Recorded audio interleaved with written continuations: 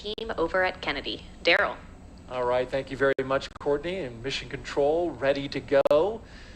Back here at America's Spaceport, we're watching the Teslas with three astronauts and one cosmonaut going through the security gate at Launch Complex 39A. So this is inside the pad perimeter.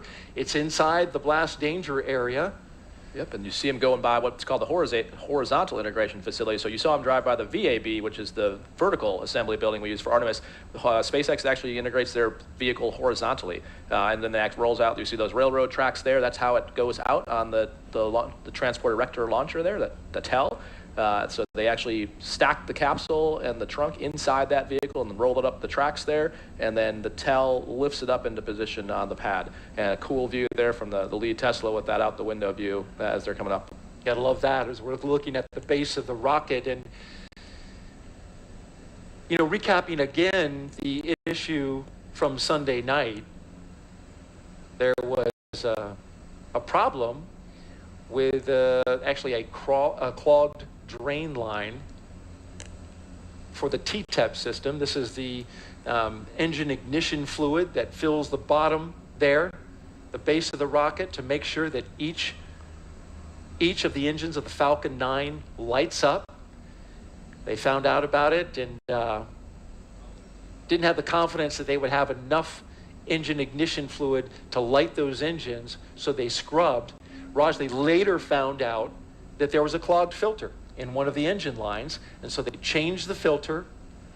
They blew out the lines with gaseous nitrogen, cleaned them all out, and now it's up and running great. Yeah, so it's great news. So yeah, the TTAP in super simple terms is kind of like the spark plug of an engine. So we'll talk later tonight as they're loading prop. You know, there's fuel and oxidizer that feeds the engines, but that initial spark comes from the TTAP that, you know, sort of like lighting a gas grill and, you know, reaching in there with that wand and clicking it on. So that's basically what was going on. Whenever you see signals like that, initially it's like, well, is it actually a problem or is it just bad telemetry? And that's why, you know, they talk about it through mission control, try to look for alternate sensor readings, but ultimately the safe, and as proved out, the right thing to do is to call the launch and do what's absolutely safest for the crew. We talked a lot last time. Countdown, crew have arrived at the pad. So you just heard the core call to the team that the crew's on the pad, and that word goes out so the closeout crew and the folks who are setting up displays who aren't watching the 4K stream know what's going on. That's right. But yeah, so that they wouldn't know if they were watching. Exactly. Hopefully they're not watching. Right. But yeah, so the TTAB, again, if there's ever a doubt, you know, we do have protocols for, like, is it a bad telemetry or just one bad sensor? But in this case, there's a few indications that there was something wrong, and they made the right call to stand down, and as you said, found an actual clog and fixed that. And so the good news is we're back on track. That's a great point about the telemetry versus, you know, the problem. It can look one way, and you could find out there's a problem with the sensor, like you mentioned. Yep. But in this case, it literally was an issue that they were able to identify and then quickly correct. And so we're excited to light them up tonight. Crew 6 and NASA and SpaceX. This is our 6th crew rotation to the International Space Station since 2020. This successful NASA program is called Commercial Crew, and it's based right here at the Kennedy Space Center. Jasmine Hopkins now joins us live with one of the leaders of this program. Jasmine. Thank you so much, Daryl. We are back tonight on the balcony of the Operations Support Building number 2 here at Kennedy Space Center. And right now, we're so glad to be joined by Kathy Leaders, the Associate Administrator for NASA's Space Operations Mission Directorate. Good evening, Kathy. Good evening. So happy to be here. Of course, and we are happy to have you. This is round 2, as we said earlier, you know, second time's the charm. But really, let's talk about that seriously, that we prioritize safety here at NASA. We only launch when we're ready, right? Yes, and you know, it kind of seems like a cliche because we say it over and over. You know, space flight's hard. We say it's really, really hard. But when you look at all the things that have to be done perfectly to make sure we're flying safely, it is hard. And it's that attention to detail that makes us ensure that we're flying our crews safely. And so you just got to step through it carefully, you know, and I tell the team one step at a time. And, you know, sometimes you can be almost at that, you know, that 5-yard line, seeing the goal in sight like we were, early Monday morning.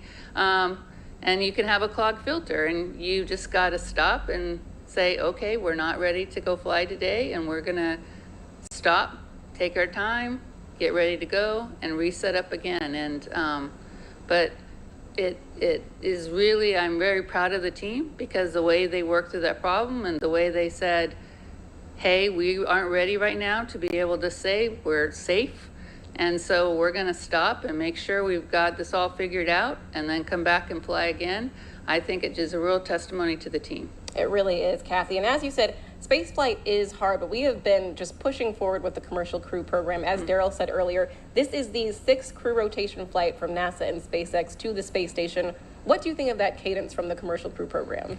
Well, this is near and dear to my heart. And so obviously, as the ex-commercial crew program manager, I'm awfully proud of the way the team has, and not only the 6th crew rotation mission, but, really the 7th mission with also doing demo 2. In March of 2020, as we were kind of in our campaign getting ready for the demo flight, I would have dreamed, this would have been like the greatest dream for me, that we would be here, 3 years later, less than 3 years later, and have maintained this cadence of safely being able to rotate our crews. So extremely proud of the team. Yeah, and it really does seem like almost surreal that we've come this far. And of course, we're working very closely with SpaceX on this mission, but we're adding more partners to this. What are we doing for the commercialization of low Earth orbit? Well, this next, 4 or 5 months is just going to be incredible for the International Space Station. I mean, it's a really busy port for a lot of vehicles coming up. So obviously we've got, Crew 6 coming up, but then we've got another SpaceX cargo mission also coming up in the March timeframe. And that's paving the way for our Boeing first crewed flight test vehicle that will be coming up in end of April. And then we have Axiom 2, our 2nd private astronaut mission. And following that, 2 more cargo vehicles in the next 4 or 5 months. So there's no rest for the wicked. And these people must be very wicked, because they're not getting a break, or not much of a break in here. But honestly, this is what we dreamed that the space station program would be doing at this stage. We dreamed that we'd be having cargo vehicles and crew vehicles, because this is when we get to maximize the use and the science that's created on the International Space Station. Right, we really are living the dream. It's a dream to be at NASA at this time. And we've been at this for a very long time, actually. The space station is going into its 22nd year. What do you think of America's continuous presence on the space station? Well, we always talk about not only staying on the space station, but not giving up our presence in low Earth orbit. And so, not only are we preparing for the next 8 to 10 years with the space station, but we're also preparing for our continued presence in low Earth orbit with our commercial LEO destinations. And so we have a lot of work that we have planned to do on the space station, but we also have a lot of work that we need to continue to do on our commercial LEO destinations to get us ready to buy down the human risks that we have for our exploration missions. There's really no other place except for LEO to really be buying down those crew risks, and we need to have those risks bought down for us to really be able to do another long duration flight like a mission to Mars will be. Exactly. We're just looking forward to the moon, forward onto Mars. Kathy, thank you so much for being here tonight. Oh, thank you. Of course. Daryl, back to you. Thank you, Jasmine, and great words from Kathy Leaders there. If you're just joining us, well, you're watching live coverage of NASA's and SpaceX's mission known as Crew 6. Good evening and welcome to Kennedy Space Center in Florida. I'm Daryl Nail, along with a recent flyer on a SpaceX Dragon, and that is Crew 3 Commander Rajachari. Appreciate you being here. Thanks, Daryl. Happy to be back and to get another chance to hopefully get the Crew 6 off the ground. We get to see right now that them showing up to take a look at the rocket. We talked about last time, the reason they have to crane back like that is the way that the suit constrains you, and it's built to be pressurized, but when it's not pressurized, then it kind of pushes down in your head and neck just a little bit. So taking one more look at the rocket before they head into the elevator. And I did hear from Woody that they did, in fact, change the labels on the button pad inside that. So it does actually say space on the top button and Earth on the bottom button. The elevator buttons inside, yes. If folks, you haven't seen that meme floating around, there's a picture that shows all the buttons inside this elevator, and they're marked out by the foot level. The top used to be the 255-foot level, but apparently it now says yeah, it's space. been modified to say space, which is appropriate. The 39 complex is historic. We've been using it since the early days of the space age, and continuing to upgrade even the labels. How cool was that to reach over and press space? That's awesome to be able to hit the destination that you're going to. Yeah. This is the view at the top of the elevator. So they pop out here and then you walk up a floor. You can see there's the graded floors, or if in the event of an emergency egress, they douse this whole thing with a whole bunch of water so you don't have to get slippery. So that's why they're graded floors, so the water can actually flow through.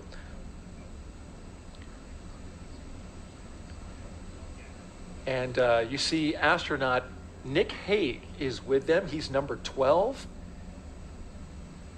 See him turning the corner there? This is the astronaut support person. And Nick Hague, of course, an experienced astronaut, been up to space station, been through a launch abort himself. Great resource to the astronauts. Yeah, it's amazing. Reed Wiseman, who's the former chief of the office, likes to say that Nick is a unicorn. He's pretty much the only person, right now that's, well, he's been to space twice, even though he only won one mission. But it's the first time they aborted, they actually ballistically went into orbit. Right. So he counts that as 2, rightfully so. Okay. But yeah, that's really, really unusual.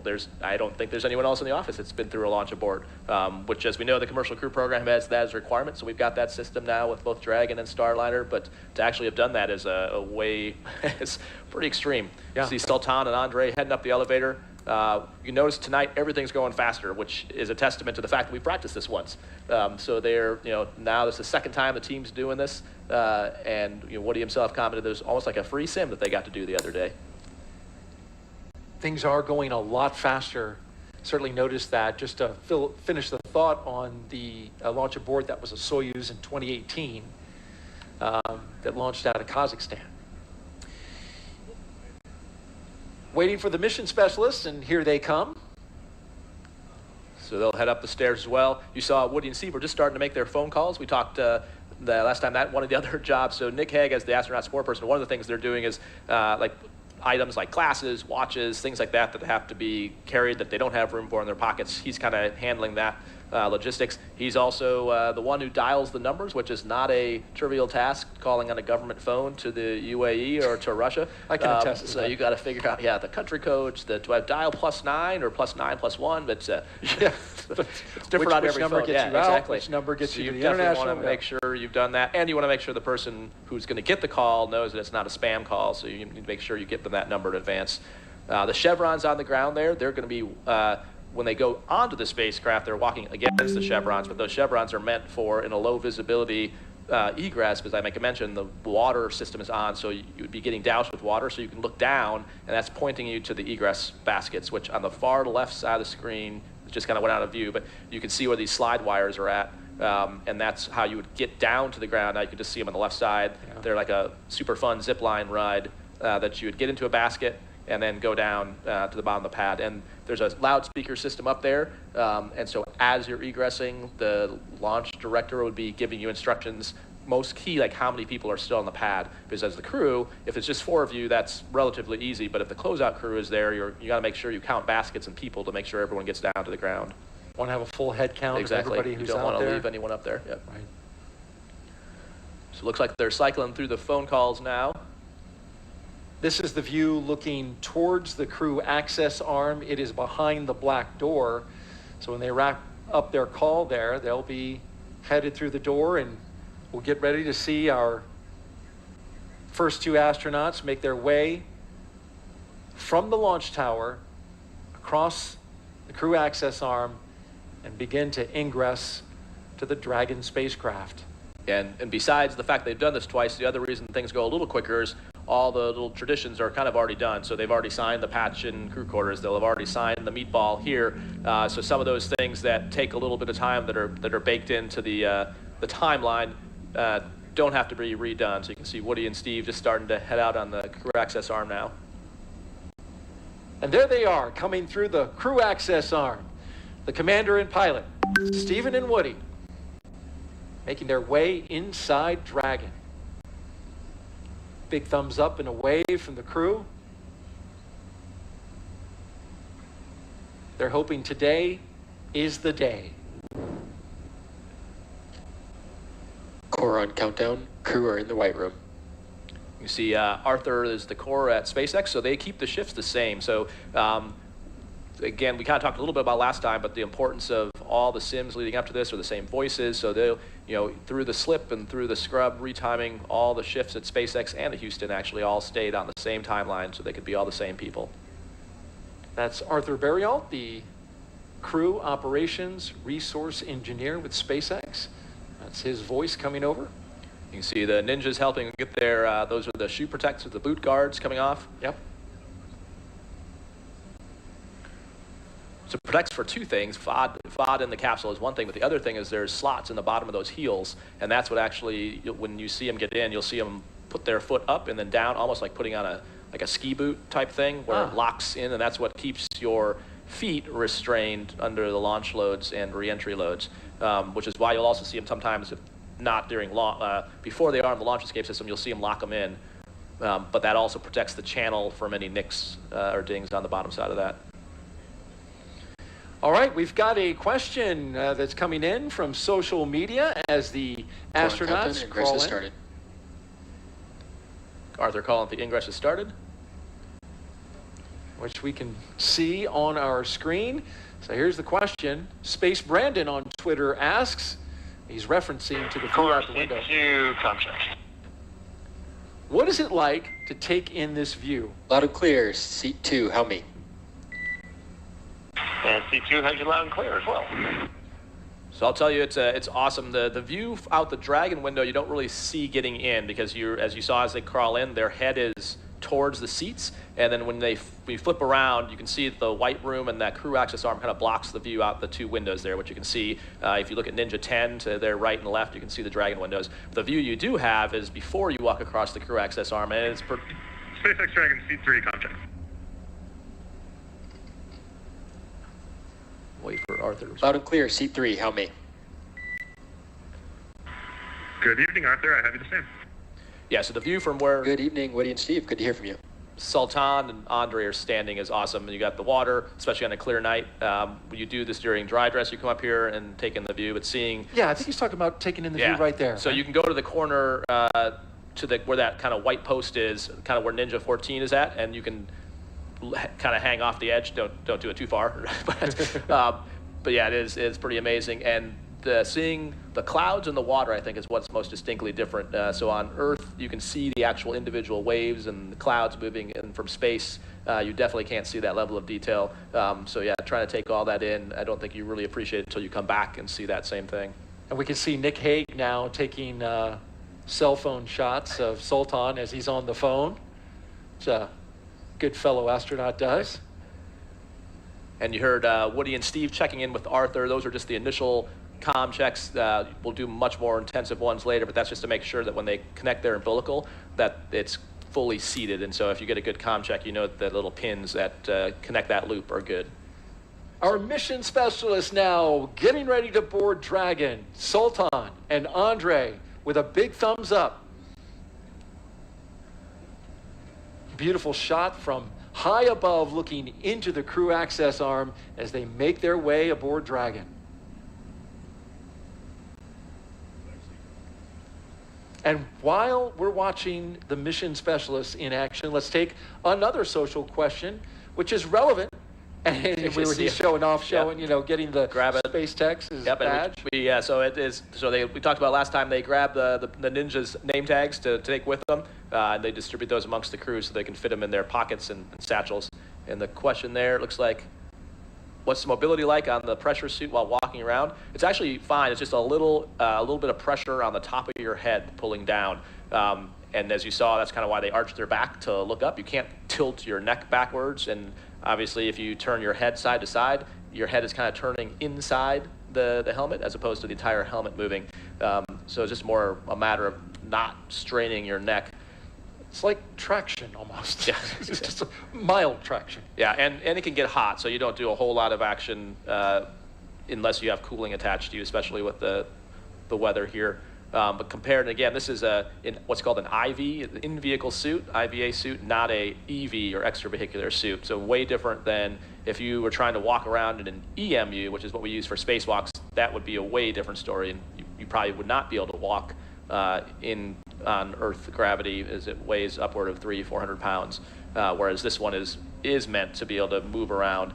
When it is inflated, it's meant to be in the seat. So if it was pressurized, it's not meant to be moving around in the cabin with it, because you don't really have joint mobility. So it's meant to be restrained by the straps and in the seats to be fully functional in a depressed scenario. There go our two mission specialists with the duck as they cross the hatch, being very careful not to touch or hit the edges of that hatch, because that seal is so very important to maintaining a good seal when they pressurize the cabin in space.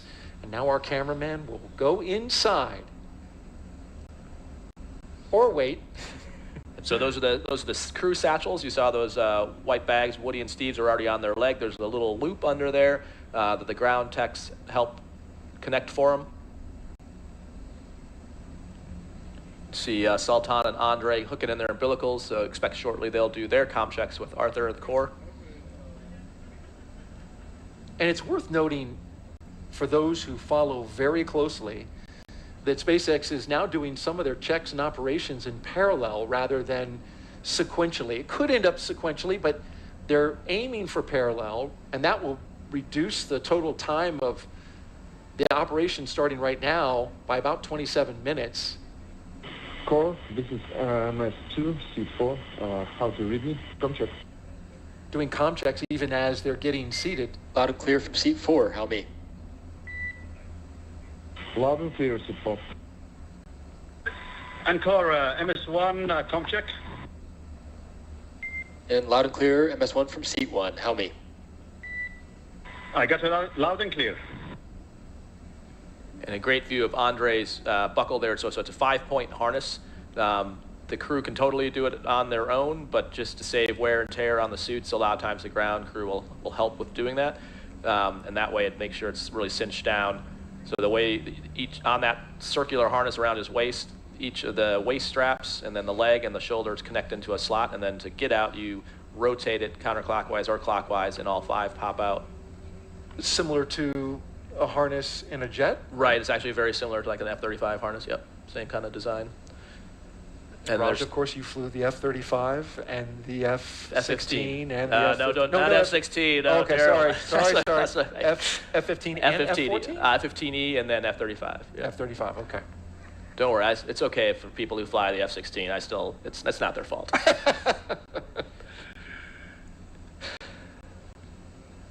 Well, the F-35 certainly the tip of the spear when it comes to the Air Force, and you were involved in that program for a while. I was, yep. I think the only job I would have left that job for was this job. So. And we're glad you're here. Had an incredibly successful Crew 3 mission you were the commander of, and you had some great astronauts along with you. Yeah, so flew with Tom Marchburn was our pilot. He had been on a shuttle on a Soyuz, so just a great asset to have some wide breadth. Caleb Barron, a classmate of mine, also a submariner. Yeah, fellow turtle, submariner. Yes. And so following in Steve's footsteps, and then Matthias Maurer from ESA, the German astronaut, his first space flight as well. And just awesome to get to work with all of it. It was a time of our life up there, honestly.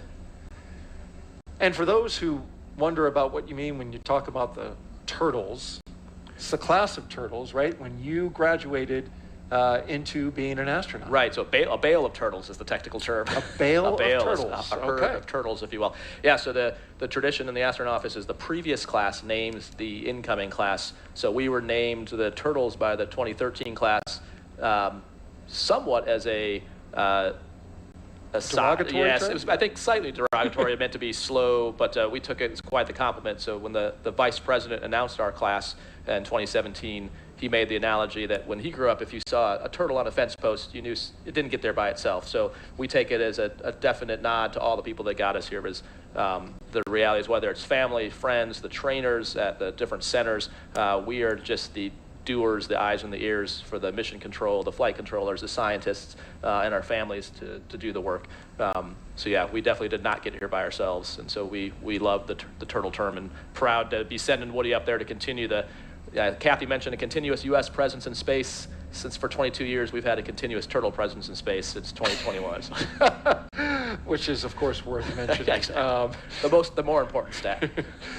And I had also heard that, poignantly, Turtles was fitting because when you graduated, it was Hurricane Harvey. That's right. When we showed up, put actually, a lot of water down in the Houston area. That was also a big part of it. Yep. You can see they're doing zipper checks right now. So there's there's 3 main zippers, one that goes from one leg to the other, and then one on each arm. And on each of those, there's an inner bladder layer, which is the actual pressure garment, and then the outer layer is the restraint layer. And then down on the boots, they actually have a boot zipper on top of that. But in each case, on the 3 main zippers, there's a white tooth that they're looking for, and you get a 2-person check. So the person that does it looks for it, and then someone else visually verifies that white tooth is visible, which guarantees that the pressure garment is sealed. Get that good seal, critical safety component for these suits. Got another social question, Raja, and this one is about one of your fellow astronauts. At Ian Benecken asks, do you miss your German space brother, Astro Matthias, and did he teach you something in German during your 6 months in space? Oh yeah, we definitely miss Matthias. One of the weird things when you come back is you spend your work day together and your downtime together for 6 months, and then when we came back, you take a Gulfstream back to JSC or to Ellington and then JSC, and then he gets whisked away. So after seeing him for 6 months, all of a sudden he's gone. So it was almost like having someone in your family ripped out of the house. We definitely miss Matthias, and it's good whenever he gets back to visit us. In terms of learning German, I think he had his birthday up there, so we definitely learned that. And honestly, I forgot. Happy birthday in German? Honestly, I've forgotten it. I'm supposed to know how to speak Russian as well, because we learned that as part of our training. And it's. You were working on the Russian playlist. You did give it a good I swing. was able to read the songs that Andre had on his list. So I have a little bit, but my German has escaped me. Oh, well, it's but understandable. I'm sure Matthias would be. If you don't use it, But exactly, yeah. Matthias would be disappointed, but. It tends to slip away, yeah? Yeah. So again, way ahead of schedule here. So normally on the timeline, the crew is using about 2:35 prior to launch would be crew ingress, and you can see they're already pretty much there already. So kind of doing some more checks here. So they're basically having the crew make sure that, so you can see those white loops on their straps. They're meant so that the crew can find those and pull them tight. So that gives them leverage to pull down and tighten the restraints. And so there's 4 of them, 2 for their shoulders, and then you can see, like Woody, you can see a little bit of better example down underneath his hands. You can see there's kind of a grouping of 4 of them. So 2 for his shoulders, 2 for the legs, and there's also toe loops, which you can kind of see on Steve's. You can see them up near like where the top of his foot, and those. We talked about sliding your foot into that restraint, and then the loop goes over that you then tighten with those straps. So that's basically what they're doing now, is checking each one of those 4 on all 4 crew, and making sure that they're not too tight, especially for their feet, and completely restrained on their shoulders. That was a great shot we just saw by the SpaceX camera team that showed one of their closeout crew members exiting the spacecraft. You got to feel as he went through it just how tight that space is. We've been following the launch teams as they continue working through the countdown. Currently, no issues are in work at the moment. Earlier this evening, around 7 p.m. Eastern time, there was a hydraulic leak detected out at the pad, but it was a minor one they were able to get repaired pretty quickly, and didn't disturb the count, as we see our crew waving goodbye before the SpaceX cameraman exits the capsule. You see over Woody's right shoulder the 3 previous stickers of the crews that have flown in Endeavour. So once they get on orbit, I'm sure they've got a sticker in one of their pockets to add to that bulkhead back there. It's a great observation there, Raja, because this is the fourth SpaceX flight. Dragon, the crew is ready for contracts. The fourth flight for the Dragon Endeavour. SpaceX copies, stand by for umbilical comm check. The first three were Demo 2, Crew 2, and Axiom 1, which was up at station when you were there. They were, which is the first private mission to the U.S. segment. First time we've launched private astronauts from the U.S. So yeah, a pretty historic mission, and just the start of things to come. You heard Kathy Leaders mention Axiom 2 will be launching in the near future. So we're definitely incorporating the lessons learned and moving forward. Yeah, what was that like? You've got your NASA job to do up in space, and then you're also helping private astronauts. Yeah, we enjoyed it. I think the key is partnering on the science. So they bring, I think the interesting thing is you've got private... Commander, pilot, MS-1, stand by while they do MS-2, their comm comm check. checks. Commander has you loud and clear.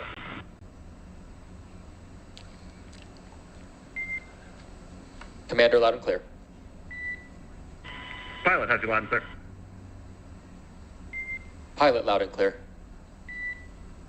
And MS-1 got you loud and clear. MS-1, loud and clear. And MS2, got loud and clear. MS-2, loud and clear. Umbilical comm checks are complete. Report when ready for seat rotation.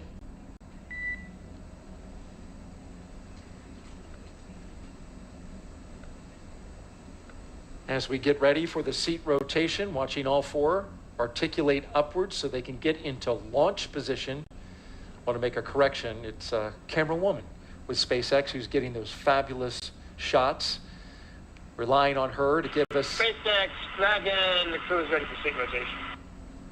these great views that we see. And this view right here, in fact, she's shooting it right now. SpaceX copies, initiating seat rotation. I'm sure it's a challenge to not only maintain that steady shot in that very small hatch, but she also has to maneuver around the team, making sure that she doesn't interfere with the operation. She's doing a great job. Exactly.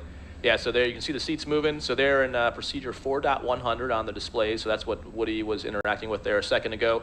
The comm check they did before was just checking the hardline communications. So their umbilicals through the spacecraft, through the umbilical to the ground.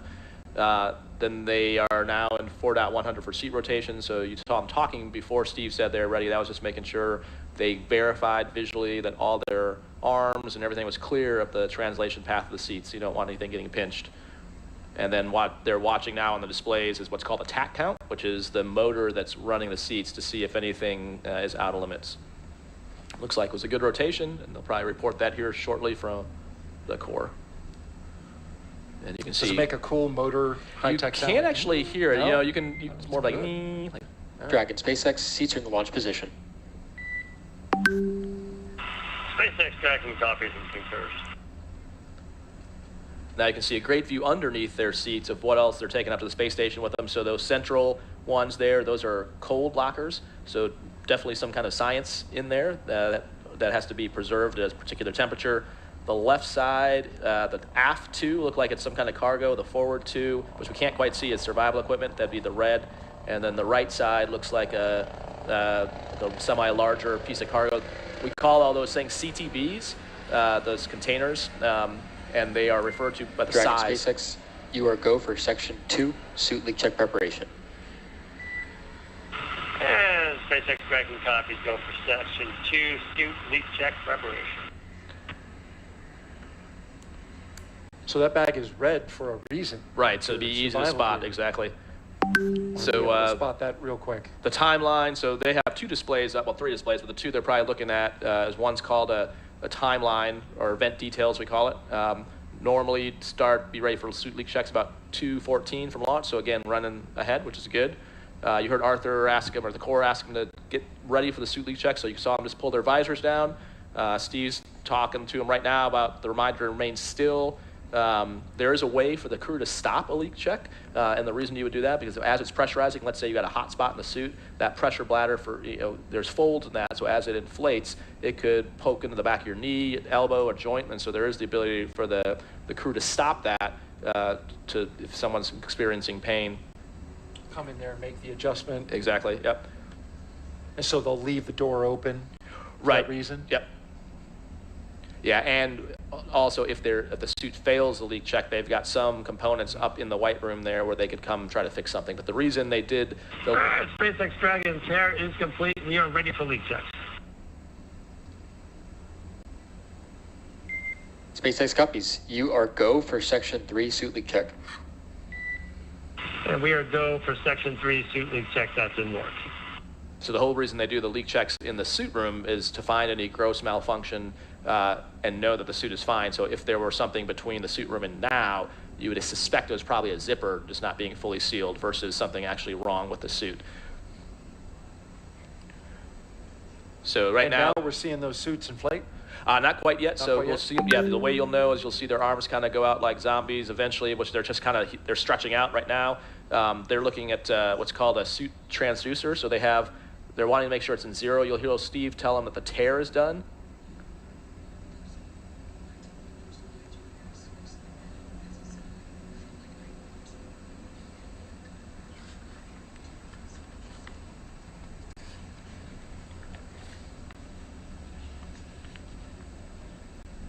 Yep, and now it looks like, based on where Andre's head is at in the helmet, it looks like it is inflating now.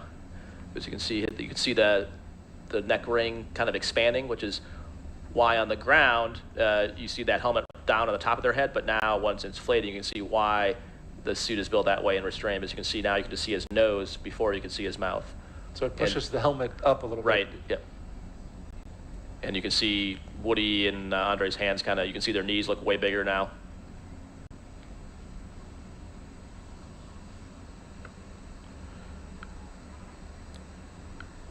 And so they have an indication of what the suit pressure in each seat is at by individual, and they're waiting to see if it holds steady at full pressure. And you can see that at this point, the last basically 30 seconds are kind of critical. You're trying to move. If you move, that can actually throw off the reading. And so at the same time that they're performing these suit leak checks, new for this mission, SpaceX is also right now performing the side hatch inspection. This is part of them doing those operations in parallel that I mentioned earlier, which will save them time and build time into the margin. Exactly, just in case they need it. Yeah, wherever you can buy margin, because these are all instantaneous launch windows, meaning if there are problems, unlike a shuttle launch where there's built-in holes, this one is a continuously running clock. So anytime you can buy yourself margin for having problems, that's great. Our T0 tonight, 12:34 a.m. Eastern Time.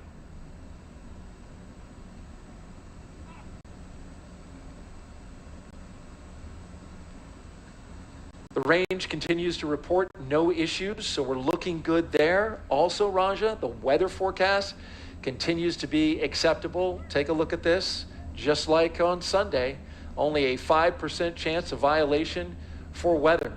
The only concern would be a flight through precipitation, which would come in the form of a cloud. SpaceX Dragon, 4 nominal suits. Well, there you had the 4 good suit leak checks. SpaceX copies and concurs. Closeout team will now perform final closeout steps and exit the capsule. Proceed to Section 4, side hatch close, and report when ready to close the hatch. Additionally, stand by for ground station comm checks. SpaceX Dragon copies. We're in Section 4, side hatch closure. It's good to hear the good suits, and there we see them Already well working underway with that side hatch inspection. Yep, so I expect the crew will pop their visors back open here shortly. And then the core mentions, you can see them opening them now. And you can definitively see, it's a good example there. Now you can see Andre, with the way his helmet sits when it's depressurized, you can see all the way down to his chin. So you can see how the suit expands when it's inflated. Want to wrap up the weather before we get too far away from it. Only a 5% chance of violation for launch from here. And SpaceX Dragon crew is ready for side hatch closure. So the crew's ready for the side hatch to be closed, but The closeout crew continues to inspect and document. SpaceX copies. The launch team still monitoring the weather in the ascent corridor. And I understand from our team at JSC that that's right on the line. We're green to go at the moment, but they are monitoring that closely. Of course, this is the winds and the sea states along the ascent corridor. Should, for some reason, Dragon need to abort off the top of the Falcon 9, it would need to splash down somewhere along the eastern seaboard. And you got to have good weather conditions because those astronauts will be landing in the ocean in the case of emergency, and they could be there for an hour or two before they are rescued from the capsule, and you want to have good sea states for any kind of rescue to happen. Exactly, yeah. So that's a key thing, and it can sometimes be frustrating if the weather is beautiful here, but bad along the eastern seaboard. And it's not just unique to Dragon. Actually, when I was talking to Steve about this scrub, so you mentioned he flew on STS-126 and STS-127, which is the following shuttle flight. He was the lead astronaut closeout crew, and they had 6 scrubs, and 2 of those were the weather was beautiful here, but not along the ascent corridor. But yeah, it's important for both the capsule and for the recovery teams as well. So if the winds and waves are out of limits, that can be a problem for the capsule landing in the water, specifically what's called the back shell or the bottom of the capsule. And then the other problem is, actually getting a recovery team to them. If you've got really bad weather conditions, it's dangerous for them as well. So we try to protect. You need to protect for that entire case and that whole corridor, and we also protect for some trajectory deviations, if you will. So, usually things are pretty much right down the middle, but we also build in errors to that trajectory. So you actually have to build out a zone along the ascent corridor. It's not just a straight line. Mm-hmm. And so that adds even more surface area. And when you're talking the ocean, there's a lot of weather. There's a lot of ocean out there. Yeah, exactly. It is a large area of weather that you need to be good to go before you launch, which is much different than uncrewed launches. Right. When you're not launching people, you don't have to monitor the weather to the extent that you do on a night like tonight, anytime you're launching astronauts. So it is a tighter needle to thread. Yeah, it is an impressive array of recovery forces that are pre-positioned to support this. And so there's Navy ships, there's Air Force assets, pararescue personnel, basically not just along the East Coast, but on the West Coast, out of Hickam Air Force Base in Hawaii, there's C-17. So pretty much it's a worldwide posture. Other nations volunteer to help. So when you hear them talk about the abort calls on the way up, they'll call Shannon, which is actually in Ireland. So we have help even from European partners. So it is quite the choreographed effort to make sure that they're safe all along the ascent trajectory. Shannon's a good Irish name, right? Yeah. For, So on Crew 1, Shannon got to call Shannon. And there's the good ship Shannon as well. So you can see they're taking a look at the hatch seals on the hatch side. So they already looked at the spacecraft side while they're getting in. That's why you see a Ninja 35 kind of holding in position and someone tucked behind there. They're looking at the hatch side seals as part of the inspection before they close it up. And while they take a look at that, we want to talk a little bit about the beginning of this program and the history that was made, as well as quite the honor that was bestowed on Raja's fellow astronauts. We're launching, of course, American astronauts on American rockets from American soil, and it all began with those 2 trailblazers of the Commercial Crew Program, Bob and Doug, who recently received the highest civilian honor an astronaut can achieve. Dragon, SpaceX closeout team is taking final steps in prep for side hatch closure. Stand by for transition to pad hatch closed, and please ensure that all items are secure from now through launch. It is my great honor to award you both the Congressional Space Medal of Honor. In January, Vice President Kamala Harris spoke to a packed room at the White House about the dedication of NASA astronauts Doug Hurley and Bob Behnken. Bob and Doug represent the best of our nation. There's no question about it. NASA selected both men to be astronauts for the Space Shuttle program in 2000. But when the shuttle program ended 11 years later, Doug and Bob's work did not. NASA collaborated with the private sector to build the next generation of spacecraft. Every part of the capsule, from flight controls and emergency procedures to computer displays and cockpit layout, all of that shaped by Bob and Doug's decades of know-how. And in May of 2020, the SpaceX Crew Dragon was ready to soar. Bob and Doug returned to the Kennedy Space Center. They suited up, they waved to their families, and they rode an elevator up nearly 20 stories. They strapped in to their seats and waited as the tanks beneath them filled with tens of thousands of gallons of fuel. And then 3, 2, 1, 0. Ignition. Liftoff of the Falcon 9 and Crew Dragon. Go NASA, go SpaceX, Godspeed, Bob and Doug. Demo 2 was the first crewed flight for NASA's Commercial Crew Program, ushering in a new era of human spaceflight. And now, the names Doug Hurley and Bob Behnken have been added to an elite list. Prior to this ceremony, the Congressional Space Medal of Honor had only been given to 28 people, astronauts like Neil Armstrong and John Glenn. We're following in their footsteps, and so it's just an incredible honor. It was humbling to be a part of the mission. We got to be the smiling faces on the pointy end of a rocket ship. Because of their bravery, missions like Crew 6 are happening today. Bob and Doug together have written the first page of a new chapter in the history of American space flight.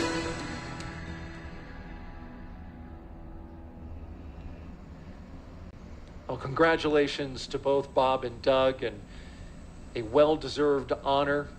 Doug Hurley recently retiring from the astronaut corps. Bob Behnken still cranking it along. In fact, he came out and was an astronaut co-host sitting in your seat, Raja, for Crew 5. And it's a great contribution. I like the soundbite where he said, the smiling faces on the pointy end of a rocket ship.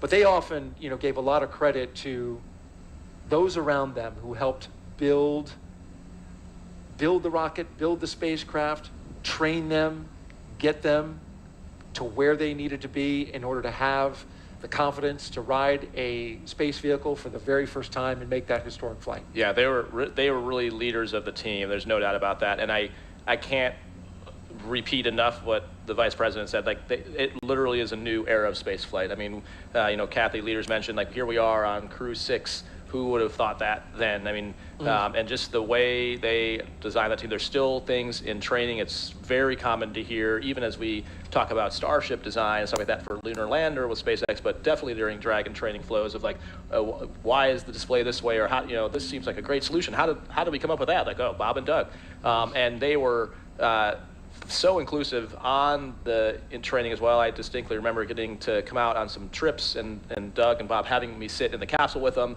and them taking the time, not only they're doing the sim, but also showing me this is what this means, and this is why this display is doing that. So, I mean, they brought everyone along with them. And so it wasn't, they're being very humble, saying, they are riding the rocket, but they brought that team along, and they spent many years before Demo 2 developing the work, working with SpaceX, working with the NASA teams. I mean, over a decade of work to get to where they were. And so very well deserved, and couldn't be prouder of them. And they have left a lasting mark on the astronaut office, on the agency, and really on the nation. I mean, we have now an entire industry that didn't exist, before this Commercial Crew Program. I mean, it's quite amazing when you look at going to SpaceX, going to Boeing, going to these places that are doing these programs, and seeing all these engineers that have a place that they're proud to go to after college and want to go to. It's inspiring. And it is an exciting time coming down here to the Cape. You just see the buzz down here. There's so much going on, and they kicked all this off. There is a launch now every 6 days here at America's Spaceport, and you're absolutely right, Raja. We've never been this busy. Yeah. Aiming for more than 100 launches this year, just SpaceX alone. So an incredible amount of activity. I like from the story that you just told that they took the time with you, the commander for Crew 3, even though your mission was 3 missions away from where theirs was, right? Well, there might have been an ulterior motive. So well, I don't know, Doug probably doesn't want me to tell you this, but so I had my, he's not here. He's not here. So my phone fell out of my pocket while I was in the capsule. In the mock-up. No yeah, kidding. and so I then owed some adult beverages to the crew that had to fish that thing out. And so I got quite a bit of hard time. Come to find out later that had happened to one Doug Hurley a little while earlier. So I think maybe he was just trying to swing that spotlight to me. So maybe that's my theory. He didn't give you an extra hard time, did he? He might have. Oh, yeah. he might have, even so. Okay. No, but yeah, it was awesome though. No, I mean, it was, and you're exactly right. That kind of mentorship is exactly what we lean on in our office. We have a term called IAs, which are instructor astronauts, and those two epitomize that, bringing the whole Corps along with them, and they had the lessons from shuttle, and what worked, what didn't work. They'd seen Soyuz over the years, so I mean they had such a wide breadth of experience to pull into what SpaceX and NASA designed. And while we're speaking about honors that come out of the White House, Raja, you were nominated by the President of the United States for the appointment to grade of Air Force Brigadier General. It's a nomination, so you're still waiting, Senate approval, but congratulations. Thanks very much. Yeah, we're very humbled and proud to get to continue serving in that next grade. So yeah, excited to get to do that here at NASA. NASA's military astronauts, we have a number of them here, you being one of them. Very proud to have you both serving our country and helping us explore space. Yeah, and we love our jobs. And I can see why. This is an exciting time. Certainly we talked about that. And we're taking a long look at the hatch at the moment, probably making some final uploads of the seal there. And as we do that, let's check back in with our Courtney Beasley at the Johnson Space Center in Houston, Texas. Courtney. Thanks, Daryl. As we said earlier, the team here in Mission Control Houston is actively monitoring the International Space Station as they await Dragon's arrival. The crew aboard the International Space Station is currently in a sleep period, and they are scheduled to wake up at midnight Central Time. They have completed a number of tasks to prepare the station for Crew 6, like setting up tools to monitor Dragon's arrival and prepping the sleep stations for the new residents. Many of their clothes and other belongings launched on a previous cargo resupply mission. And then back here in Mission Control Houston, Flight Director Judd Freeling and his team are in constant communication with the SpaceX mission director for Crew 6's launch to the space station. Once we get into integrated operations, the NASA flight director will be conducting the series of go, no-go polls at the predetermined checkpoints for Dragon's approach. We'll continue to follow along from here in Mission Control Houston. And during our launch coverage, we like to highlight employees in the commercial crew program who are working behind the scenes to make today's mission possible. Earlier this week, Kennedy's Jasmine Hopkins spoke to NASA's recovery director for Crew 5. Let's take a look. Joining us now is NASA Recovery Director Brian Barry. Thanks for being here. Of course, thank you. Of course. So, Brian, we understand that you are the NASA Recovery Director for Crew 5, but you've actually done a lot of things for human spaceflight. Can you tell us more about that? Sure. Yeah, that's right. So I started my career as a flight controller for the ISS program. My team was responsible for maintenance on the space station. So I had the opportunity to work directly with the astronauts, train them on tools and repair procedures. So that was a lot of fun and something I never thought I would do when I was studying to be an engineer. After that, I moved over to the safety team, and I was our safety rep for the commercial crew program safety panel. So that was my first exposure to CCP, and I would go review the hazard reports for Dragon and Starliner.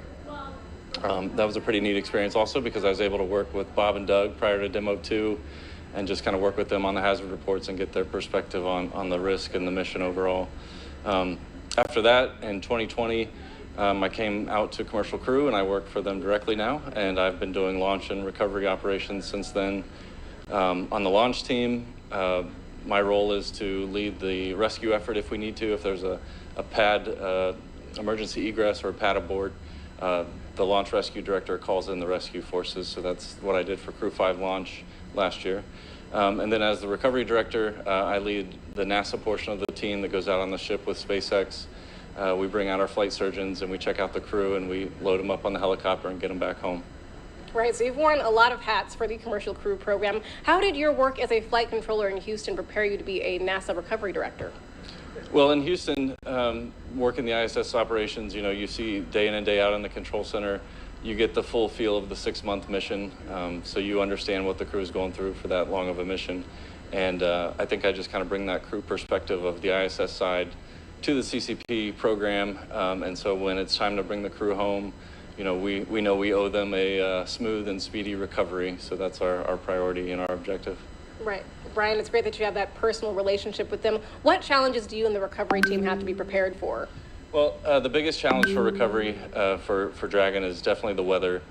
We have to find a landing site where the winds are low and the waves are low. So SpaceX has several landing sites around the state of Florida that we can look at and choose the best weather. Beyond that, we start looking at things like contingencies if the crew is injured, and we've got helicopters on standby for a medevac if we need to. And then, there's also just built-in redundancy on the ship and throughout the vehicle. So, but yeah, weather is definitely the biggest challenge for landing. Right. No, weather is a huge challenge in Florida for a lot of things. And after Crew 5 returns, Brian, you're going to transition to a new role in the commercial crew program, mission manager for Crew 8. Can you tell us how you're preparing for that? That role begins 18 months out. So for Crew 8, which launches a year from now, we've already begun those meetings with SpaceX. And so it's pretty exciting to be a part of that early in the mission. And yeah, I'm just honored and proud to do that for the program. Of course. Well, congratulations, Brian. So glad to have you here tonight. Thanks, Jasmine. Thank you, Jasmine. And we are currently now 2 hours and 7 minutes and counting as we watch the SpaceX closeout crew close the hatch to the Dragon capsule. Dragon Endeavour, the flight leader in SpaceX's fleet, with flight number 4 today, hopefully get off the pad and notch another flight under its belt. Countdown is proceeding nominally at this point. On board Dragon spacecraft Endeavour, we've heard the communication checks between the Dragon team and the crew. The astronauts, you can see them seated. They were rotated into flight position. We had their suit leak checks. That was successfully completed. Yep, and you heard the call from the Corps prior to the hatch closing about making sure that all their loose items are stowed. That's kind of key, because once that hatch is closed, if you drop anything, that's a problem. So you can see right now they're probably updating their notes. The hatch is closed. You'll probably hear at some point SpaceX confirm the hatch is closed. They're watching on the bottom of each of their displays. It always shows the flight computer state. And what that state tells you is it's sort of major phases of that the vehicle is in, and then it's important to the crew because only certain commands are available in a particular state. So once hatch is closed, and that kicks off the next sequence of events. I thought it was interesting you mentioned this during our first launch attempt. There's a state that you move into where the emergency handle Dragon SpaceX, comm check over ground station. That's one of those states. Correct. SpaceX Dragon, have you loud and clear over the ground station? But it's not active in all the states leading up, so certainly a very definitive point in time. Corps has you loud and clear. Ground station comm check is complete. Stand by for TDRS comm check. Now we're rolling through the comm checks. These are with the different paths. So we have checked via the hardline communication. Now the hatch is closed, so it's the first one you heard was the ground out through TDRS, which is the S-band communication system. So basically through satellites. And that's important because once it gets off the pad, line of sight will work for a certain amount of time, but eventually you're going to have to rely on satellite communication. So they're checking that out before they get to orbit.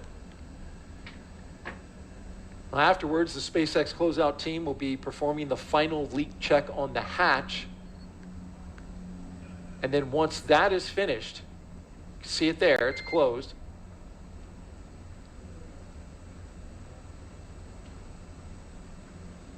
The team will begin steps to ready the access arm. Dragon SpaceX comm check. SpaceX Dragon, have you loud and clear? Corps, loud and clear. TDRS comm check is complete. Stand by for comm checks with DC, MD, and LD in the launch configuration.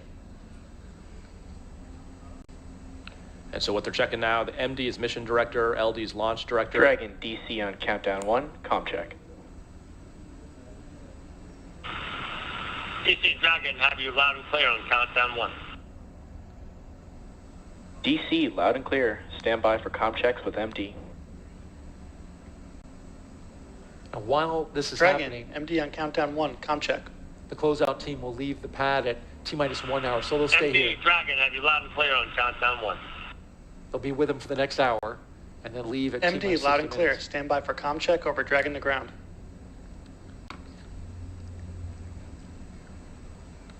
Dragon, MD on Dragon to ground, comm check.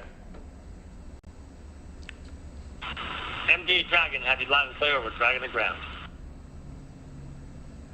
MD, loud and clear. Stand by for comm checks with LD. Dragon, LD on countdown 1, comm check. LD Dragon, have you loud and clear on countdown 1. LD, loud and clear. Stand by for comm check over Dragon to ground. Dragon, LD on Dragon to ground, comm check. LD Dragon, have you loud and clear over Dragon to ground. LD, loud and clear. Dragon SpaceX, launch configuration comm checks are now complete. SpaceX Dragon copies. And so those two nets you heard him talk about, as you can imagine, in both Mission Control, MCCX, which is in Hawthorne, and then MCC Houston, each of the flight controllers has a whole bunch of different channels they can be on. So Dragon to ground is what the crew is typically talking on, and there's a whole lot of other comms going on that the crew doesn't need to hear. But those key people have a net that does talk directly to the crew that's not Dragon to ground. Countdown 1 is what they're talking on. And so for the launch, they tie those two nets together for the period of launch itself, specifically to be able to tell the crew to initiate a launch escape. And to your point, Daryl, you're exactly right. The handle that's between Woody and Steve that you can't see in this view, it's up by the displays, is essentially like an ejection handle. So you can pull that and it'll initiate a launch escape. But exactly like you said, it wouldn't do it right now. You could pull the handle, nothing would happen.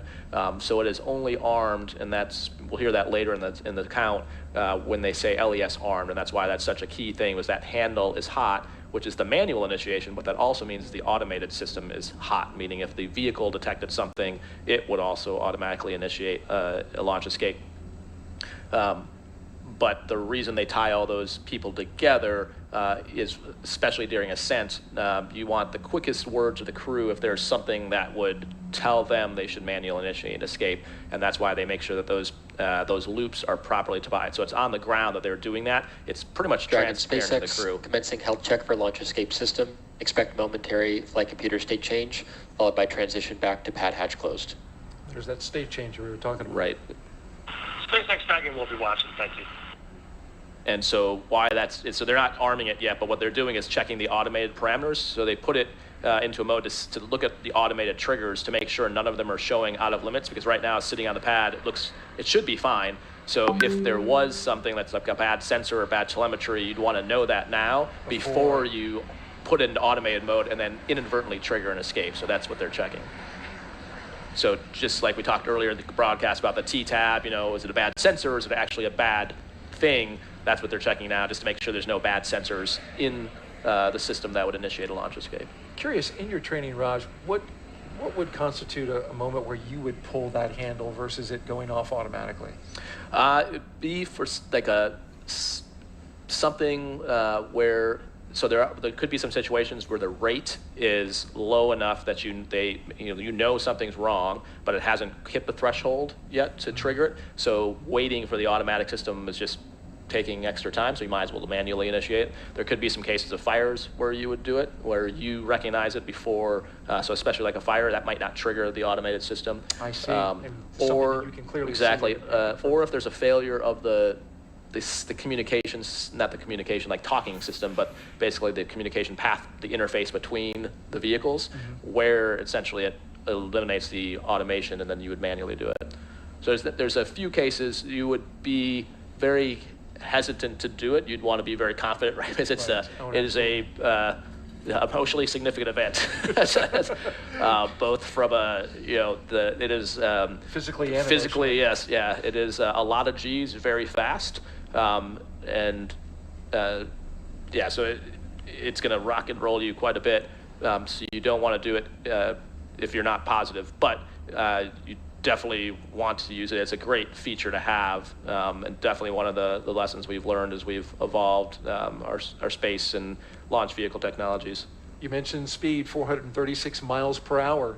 That system can get up and go, take you 2.5 miles off the coast of Florida here into the Atlantic Ocean, and it could be a lifesaver if the situation were to arrive. So this is certainly not child's play we're talking about here. This is big time stuff when it comes to space flight. But every Dragon astronaut crew, even though it's not child's play, does bring a stuffed toy with them. This is true. Yeah, making a tough transition here. That's well done. The purpose of that stuffed toy, though, it has a purpose. When the toy starts floating, the strapped-in crew has confirmation that they've reached microgravity, and the name of it is a zero-G indicator. There's been 7 on Dragon so far, and let's take a look at them all. Who can forget this one? A little guy, plush Earth, floating around by himself on the first uncrewed flight test in 2017 called Demo 1, which 4 years ago today, Raja, it was launched. That was followed up by a sequin bedazzled dinosaur named Tremor, picked out by Bob Binken's son Theo and crewmate Doug Hurley's son Jack. We just talked about Dragon that. SpaceX, good side hatch leak check. Crew 1 took a toy Baby Yoda with them to the first 4-person crew. SpaceX Dragon copies. And then, since then, it's been all stuffed animals. A penguin for Crew 2, a turtle, your turtle, for Crew 3. And then for Crew 4, it was a turtle and a chimp. Double turtle. Double turtle. And then for the last mission, the first humanoid, the little Albert Einstein little thinker plush doll. And so we didn't get to find out in our first attempt what Crew 6 is doing. Well, I'll be honest. I know. But we're saving it until they get up into space. And we should see it once they get up there. Exactly. Yeah, and the history of it is you notice in some of those pictures the crew was already out of their seats, but in reality, when you first see it deploy, they're still strapped in. And so even though you in your stomach have that feeling of being in a roller coaster and you're falling, you aren't actually moving. You're still fully strapped in. So the way you can check your senses is your zero-G indicator starts to float. And so in our case, our turtle was named Fowl, which was a nod to Matthias, since that's German. It was also specifically a peacock turtle, because Tom Marsh burns a class in the peacock. So it was a conglomerate of effort to have a zero-G indicator that represented the whole crew. You heard Arthur call the side hatch leak checks are good, which is a great sign. It's going to take a while now for the closeout crew to actually clean out the white room. There's a whole bunch of work they're doing as they start to do that, but it looks like everything's on track. Yeah, we've had the comm checks, the seat rotation, suit leak checks, they're complete. And so now we're just tightening up that hatch. And while we look at this shot, we can look to the right. We see the NASA meatball with all the signatures around them, along with the SpaceX logo. Every human who goes into space gets to put their signature on the wall there. Raja, of course, yours is there along with your Crew 3 crewmates. But, for the second attempt, status update. They didn't have to do it. So that helps save some time there as well. SpaceX Dragon, go ahead. All right, we are going to repeat the ground station comm check just to do it one more time on our end and make sure that we're properly configured. Following the ground station comm check, I'll step into the post-ingress crew briefing. And after that, we'll step into Falcon 9 operator comm checks. SpaceX Dragon copies. Understood it all. Thank you. Going to run the comm checks again. Yep, so probably maybe they had to reconfigure something, or maybe someone wasn't on or didn't hear it maybe, so they want to just make sure everyone's tied in. And then you heard the Falcon 9 operator comm checks after that, which we haven't done, and that will be when you hear the different subsystems for each of the Falcon 9, the main parts that they're monitoring that could lead to a launch escape. They'll all chime in, and again, so for the same reason I described before, making sure normally those people wouldn't talk directly to the crew, but if you had, one of those systems that give that was your question, like, hey, when would you do it? Like, well, that would be a time, like if the GNC, which is guidance, navigation, control, sees something off, that they think is dangerous, they can have the ability to call the crew directly and tell them to initiate a launch escape. Okay. Great and again, insight. It'd be like a trend they're seeing. You know, maybe it hasn't hit the automated limit, but they know it's going to. And so if it buys you a second or two, then it's worth getting Might that be call. faster than the automated system. Right. And that's why they're consolidating the communications to the crew, as Raj has mentioned. We have an hour and 53 minutes until liftoff at 12:34 a.m. Eastern Time here from the Kennedy Space Center in Florida, America's spaceport. Now as the pad team wraps up its final checks and clears the white room, that's when the action will start to pick up. We're looking forward a little bit. Crew access arm will retract. We'd have the arming of the launch escape system, and then of course prop load. So we will keep this live view of the crew here as they're sitting tight for the next hour or so. Rajachari doing a great job of keeping us informed about what's happening as we watch it. And if you want to ask him a question, we're taking them. Just head on over to social media. Oh, great question actually on there. So actually the one's not a question was a shout out from Steve Bowen's fellow submariners. Looks like we've got one here that from @Danny Scara. Okay. What happens after you're strapped in and waiting to launch and you have to use the bathroom? So we get really good at using diapers. They're called MAGs. What are they called? MAGs, which is the acronym for Maximum Absorbency Garment, but it's basically a diaper. It's just that way you don't have to say the word diaper, but it's diaper. Giving us some great insight there. Well, actually, if the people at home, don't try this if you're watching the Causeway because there's fire ants, but if you're at home and you want to know what it's like, just get on your back, put your feet up on your couch, and lay on your back and watch this broadcast and do it for the next 2 hours. And even if you haven't drank a lot of water, sitting like that, it's hard to do. It's hard to do, and it makes you have to go to the bathroom. So you definitely that's one of the reasons that we call it crew time on back is a big deal in trying to minimize that because you can get cramps. This is definitely more roomy than like a Soyuz where your knees are in your chest, but yeah, it is less than comfortable. And so you have to overcome the mental block of peeing your own pants because it's actually harder than you would think. But we get practice doing that in NBL runs. So because you're in the pool for practice. Yeah, well, when you're doing NBL runs, you're in that suit for like 8 hours in a MAG also. So that's kind of where you start. Then actually, when you're in training, we call it like day in the life sims when you do like a whole day in the Dragon. And so yeah, you get used to using it. But that's exactly what you do. You saw the reason we cut away when they pulled up to the pad is there's actually a trailer behind the launch pad where they can use the bathroom one more time before they go up the elevator. And you try to never leave a bathroom or a runway behind you if you're flying. Never pass up the chance to use a bathroom. But yeah, so it's a fine balance because you want to be hydrated, especially when you get into space, because you tend to get dehydrated. So you want a fluid load. But the downside is that, especially when you're on your back with your knees in your chest, it tends to give you the sensation that you have to go to the bathroom. This is incredible insight here, Raj, and I imagine you've created probably a little bit of stir on social media right now as people are bandying about the answers and the insight that you just gave. But I will say this, in my time in being around astronauts, the whole bathroom and space combination is one of the most consistently asked questions. Oh yeah, but it's actually a pretty big deal. I mean, it is. I mean, as we look at Orion design and Artemis design, I mean, if the toilet breaks, I mean, you're coming home. I mean, right? If you get into orbit on the Orion checkout and the toilets malfunction, I mean, it's a big deal. That's a big deal. Yeah, it is a big deal. I mean, if you look at on the space station, that's one of the, if the toilet goes down, that is all hands on deck to fix it because that is a big deal. I mean, if you've got 7 people that can't go to the bathroom, you only have so many diapers. I can only imagine. Well, with that, let's head over now to Houston for a closer look at what the crew will be doing when they reach their destination, and that's where we turn to Courtney Beasley. Courtney?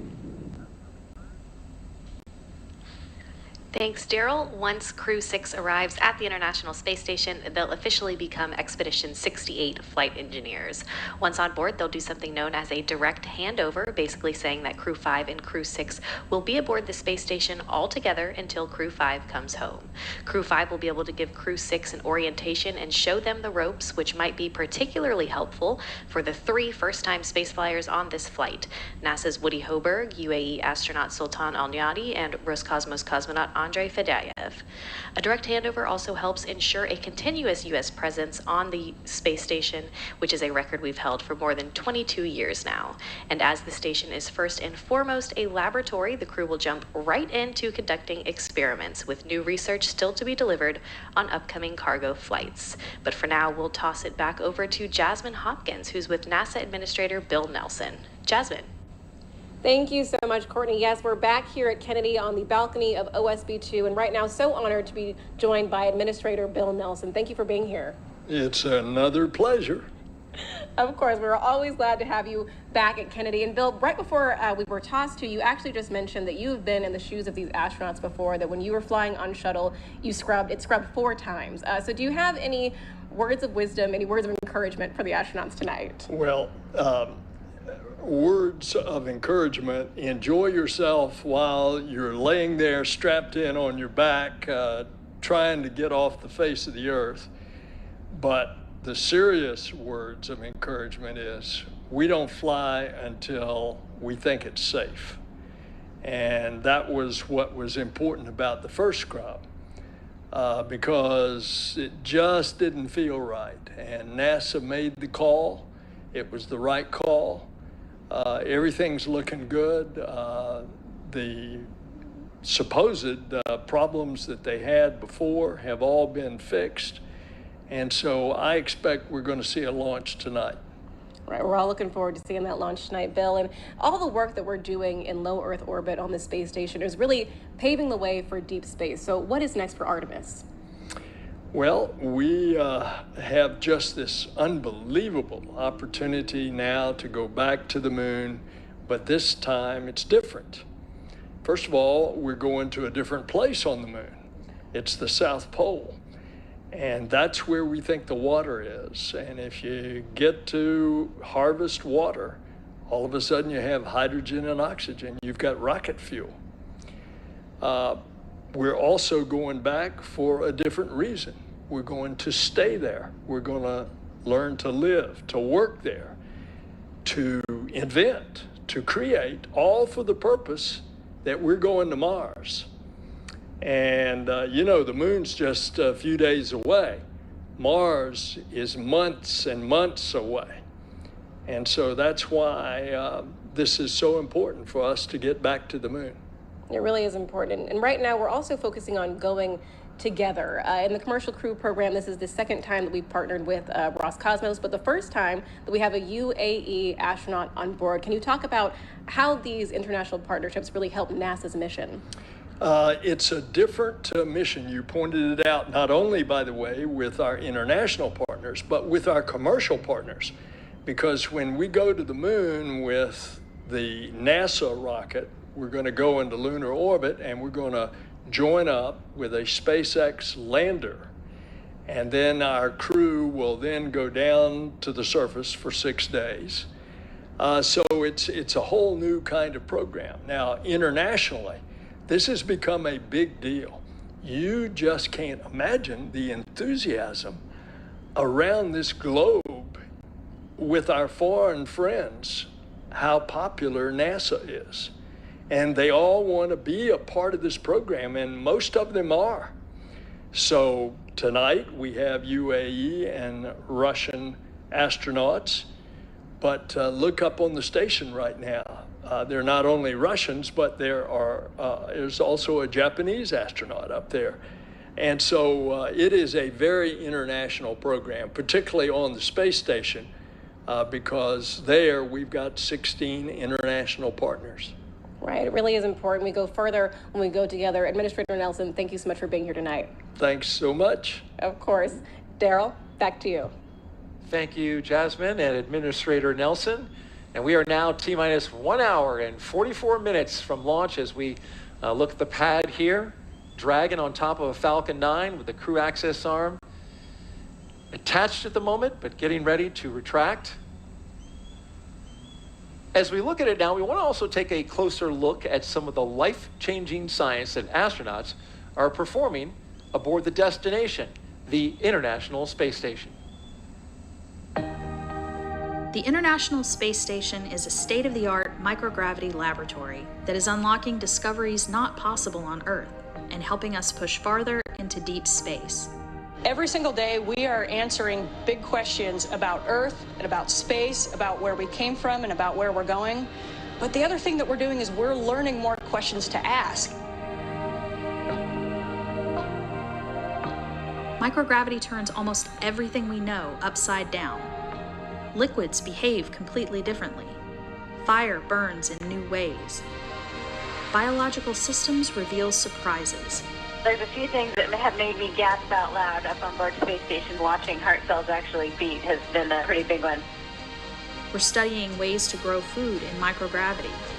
I got to tell you, these are pretty amazing.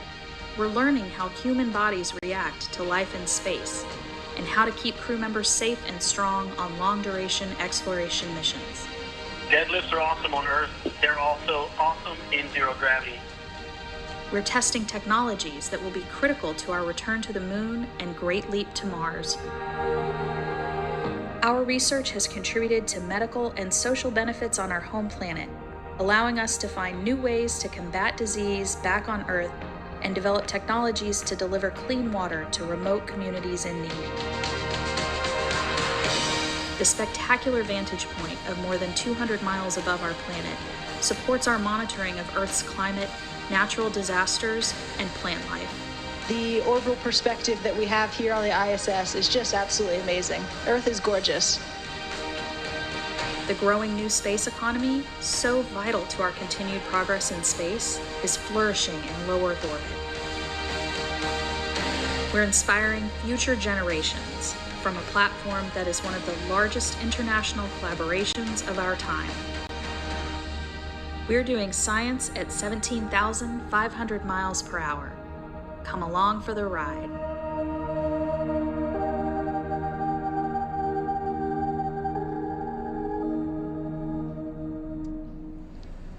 Love the shot of the cells there, the heart cells beating inside microgravity. It's really impressive. And inside this Dragon, 3 astronauts and 1 cosmonaut going up to the International Space Station to continue that important work of science on our orbiting laboratory.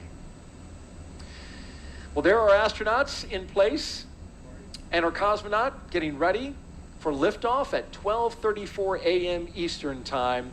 Crew 6.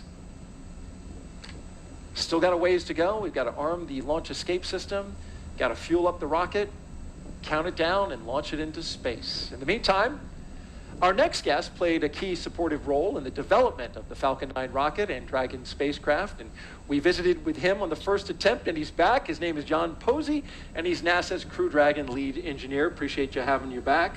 Thanks for having me back. John, you were on the console yesterday as we counted down, or I'm sorry, not yesterday, Sunday, I should say, That's right. Overnight during the first attempt. And we were just talking about, how NASA and SpaceX works through something like that. Just to recap, there was a clogged filter for the engine ignition fluid. That they saw the data, but weren't exactly sure at the moment what the cause was, found out later what it was, cleared it out, fixed it, and here we go again.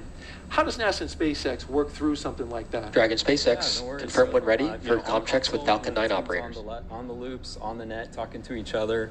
On the NASA side, the mission support team that my team and I report up the loop through the chief engineer to the NASA ops manager. The NASA ops manager is in direct contact with SpaceX launch director throughout the whole count, keeping apprised of issues that we can evaluate it as a team, make sure that both SpaceX and the NASA side get comfortable that we're good for crew launch. And so, like as you said, with the igniter fluid, the TTAB, the pyrophoric fluid that they load into the rocket to ignite the Merlin engines on Falcon 9's first stage, they provided the supply of the fluid, and they were expecting to see a good bleed in and start to see a response in the catch tank. And at first they weren't seeing a response. did some troubleshooting and started to see a little bit of response, but it was abnormal. So, based on the response of the catch tank and how that fluid fill was not really in family, the team talked through different scenarios. What could happen if we don't have a full bleed in? What is the appropriate course of action? So in the end, I think the team made a really good call to stand down that attempt. And then, of course, since then, they've gone into the system, did find, like you said, a clogged filter, a little bit more oxidation than typical. And that's kind of expected over the course of that system's use. And SpaceX does proactively go in and change that filter very frequently. This one got clogged a little sooner than normal. So caught us a little bit by surprise after, having a good performance on static fire. But, sometimes things like that happen. There's so many systems that have to be just right in order for a rocket launch to go off. So it is impressive when they have something like that and work quickly through it. Yeah, it's to turn it around that quickly is impressive. And like Kathy and multiple people said, in light of this, it just reminds us space flight is hard. Absolutely. And so, John, now that you're returning for launch attempt number 2, how does the team reset for the next attempt? Yeah, so the team has had a couple days to rest and get, eyes on the data from the first attempt, very important. So, we look through all the different performance sensor blips, anything that there is to look at, make sure that we're good to go today. So, yeah, the team's on console. I checked in with the folks on console just before coming on air, and everything's been going great. So, Dragon looks like it's ready to go today, and so we'll keep monitoring right through the big phases, like you said, launch escape arm, and then if the entire vehicle is ready and everyone's go for flight, we'll go get this off the ground today. And that's great news. Everything been going pretty smoothly so far. Our weather and the ascent corridor is the one thing we're kind of keeping an eye on closely. Keeping an eye on a lot of things, but that one is the one that's kind of right on the line there. But so far, looking like we're going to go forward for an attempt, and that's great news. We've got 3 consecutive days, right, that we can do it now. So every 24 hours, we have an opportunity, a little less than 24 hours. And why is that we can go 3 days in a row? Well, it's how the orbital mechanics work out, right? For getting to the station, and looking at the phasing times, the duration is important. Some days the phasing time to get to the International Space Station would just be too long for the crew to be, inside there for 3-4 days. So we try to get, shorter opportunities. Of course, we're protecting for contingencies, right? If we go on a very long phasing and then had an issue docking, had to rendezvous, come back, had bad weather, we protect for a lot of extra days of capability in the cabin, as Raja is well aware. So, just protecting for those opportunities and picking the best times to get to station. Well, we hope that this is the one, the second attempt, and we won't have to visit those other 2 opportunities. John Posey, Crew Dragon lead engineer, thanks for being here for NASA. And we know you're now headed on console, headed over there to do your job. Yes, sir. All right, well, good luck tonight, and thank you again for being here. And now we'll head out to our VIP location where our Jasmine Hopkins is with a pair of special guests. Jasmine. Thank you so much, Daryl. The energy is picking up here at OSB2 as we march closer to launch. Right now, I'm so glad to be joined by Salem Al-Mari, the Director General of the Mohammed bin Rashid Space Center, as well as Hazza Al-Mansouri, UAE astronaut. Thank you so much for being here tonight. Thank you, Jasmine. Of course, Salem, we'll start with you.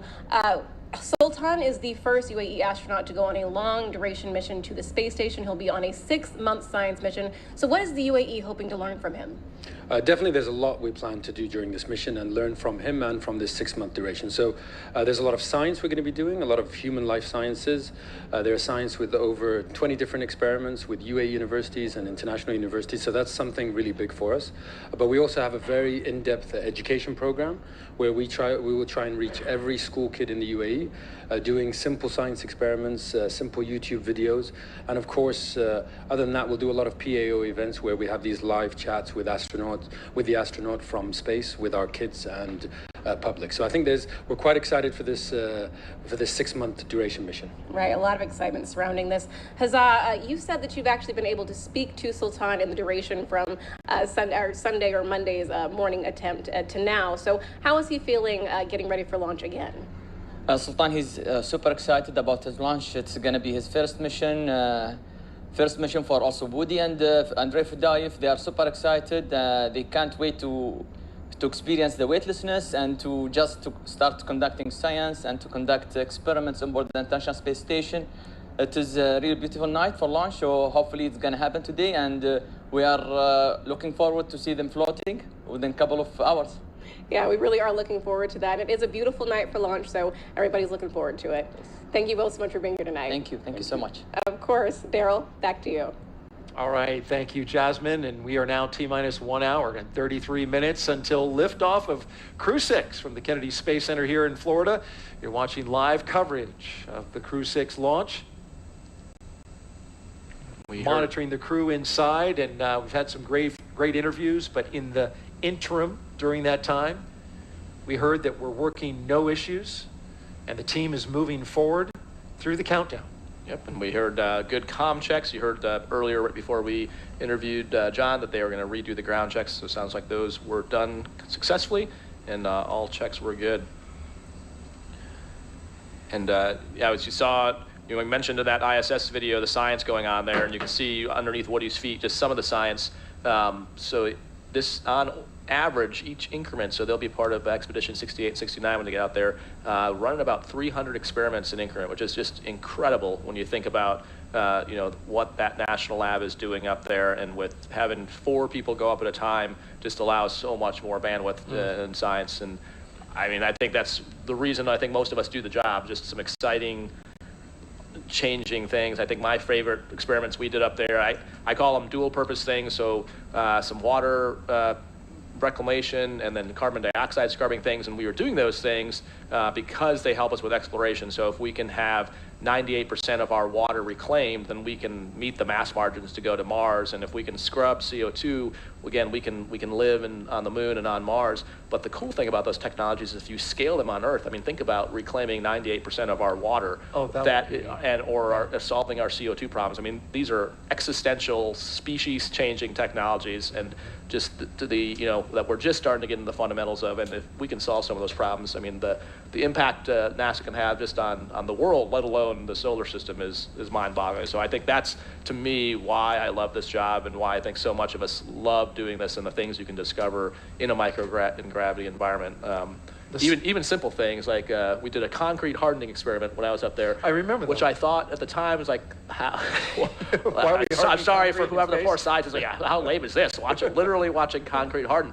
But Matthias, who's a brilliant materials scientist, explained to me, so that the reason we were doing it was to be able to use regolith on the surface of the moon to build structures. But the other cool earth science part is apparently concrete hardening releases CO2, and it's a ridiculous amount of carbon we put in the atmosphere on the Earth, just from the process of it hardening. So one of the side benefits is this is figuring out better ways for concrete to harden. And you think about all the developing places in the world, if we just gave them a simpler concrete formulation that didn't emit greenhouse gases, again, just game-changing stuff. So really cool that, you know, each increment is going to do that, and this national lab is just paying huge dividends, besides teaching us how to live and work in space and get to the moon and Mars, but also changing our life every day. There have been spin-offs from space ever since, you know, the space program came into existence, and it's amazing to hear just how many continue to come and benefit not just us, but humanity. Yeah, and it's, I mean, that's actually more data than we know what to do with. One of the common problems, or not problems, but people are like, what's the most important experiment you did? Like, it's hard to say. I mean, every day we're doing someone's life's work, some universities, you know, years of research, and we get to be the ones that actually finish the execution of it. So it's just an amazing experience up there. And what a privilege to be able to do that. We are currently at T-minus 1 hour and 30 minutes until Dragon flies its next 4-person crew to the International Space Station. The astronauts, as we can see earlier, and now as we look at the spacecraft, there they are. Commander Stephen Bowen, pilot Woody Hoberg, and mission specialist Sultan Al Neyadi and Andre Fedayev. In their seats, they're strapped in, ready to go. And along our launch timeline at the moment, we're getting ready to have those launch escape system and communication checks conducted by the Falcon launch team. And we'll be listening in for that call out. Yeah, so the closeout crew is presumably still working items there, and we expect around at T-minus an hour is when they would probably start departing. And then that gives them time to clear out the what we call the hazard zone before they start working the launch escape systems.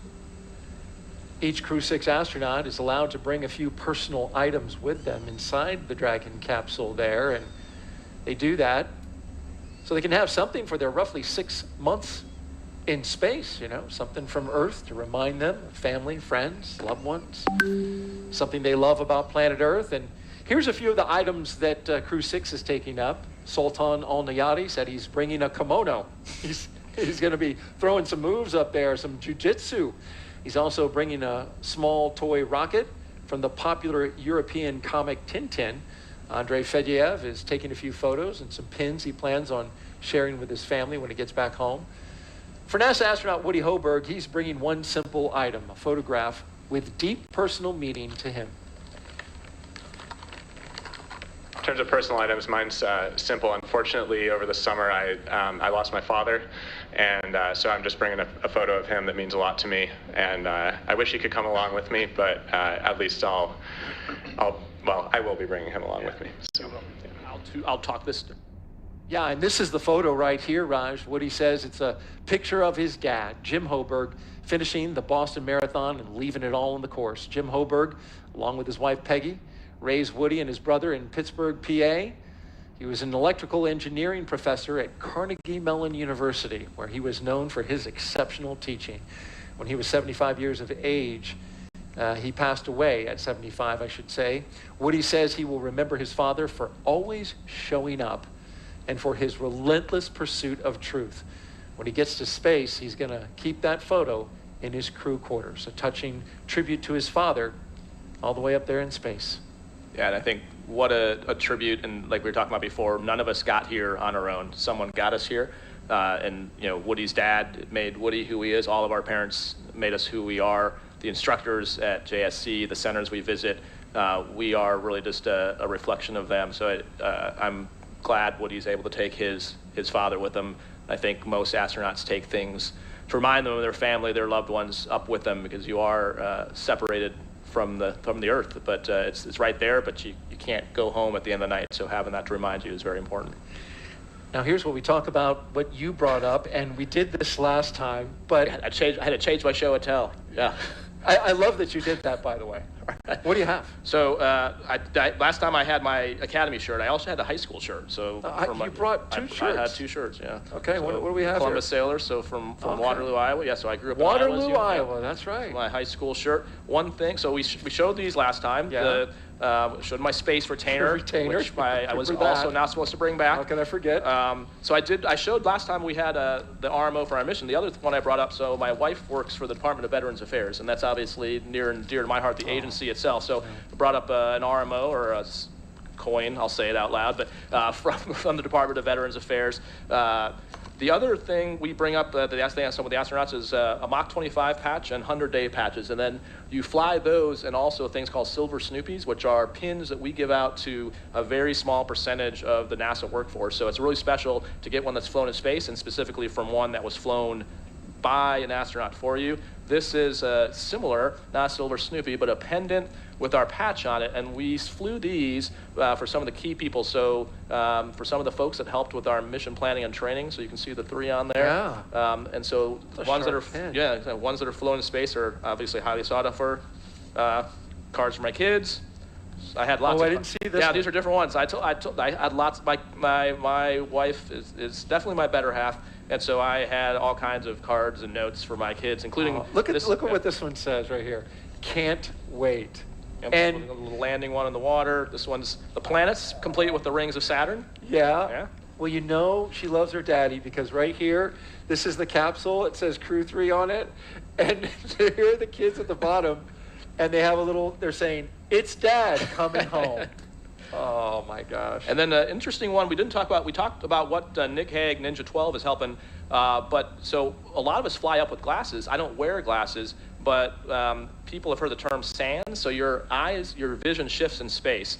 And so what happens? It shifts. It shifts. So what happens is the fluid in your body pushes up. And what can happen, this is the leading theory, so we're actually still trying to figure out exactly what happens, But the leading theory is that that fluid pushes against the back of your cornea and it changes the shape of your eye. And so they fly us up. So I actually use the glasses I had with me in the Dragon.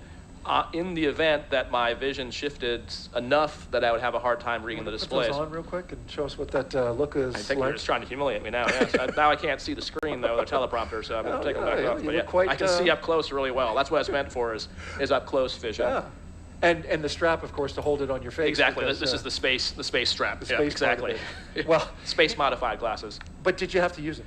So actually, I used my near vision did get worse, but not bad enough I couldn't see Dragon displays. But it would fatigue my eyes using the laptops on station. So for about the first month I'd wear them, and then my eyes adjusted and I stopped wearing them. But for about a month I would, just to avoid eye fatigue.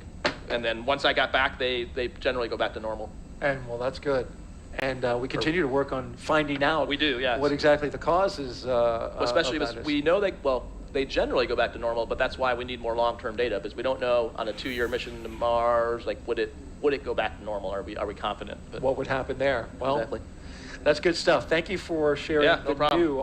Hopefully we won't have to get to a third one. Hopefully not. We have to dig up some more stuff, but we appreciate your wife giving us a fresh supply of stuff you took to space. Thank you very much.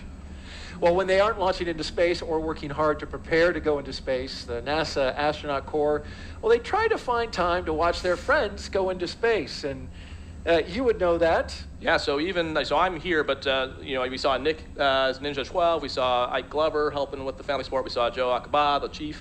Sharon. This is when they were getting ready to go exactly. out. So the office is spread out doing all kinds of things. You have, last time Reed was up with the administrator. Reed Wiseman. Yeah. Exactly. So we are all over the place. But even if you're not, you're probably online or at home watching. And so I was going to try to dial in. So Woody, as we talked about, is sitting in a seat that's been used before. So I was going to try to get. You're not calling Woody, are you? I'm not. Well, I don't think I could try call. I don't know the answer. She's on the line. Awesome. Let's try. All right. Yeah. Okay, so we got Megan MacArthur on the line, who flew on Crew 2 that I got to train with. And so, Megan, can you hear me okay?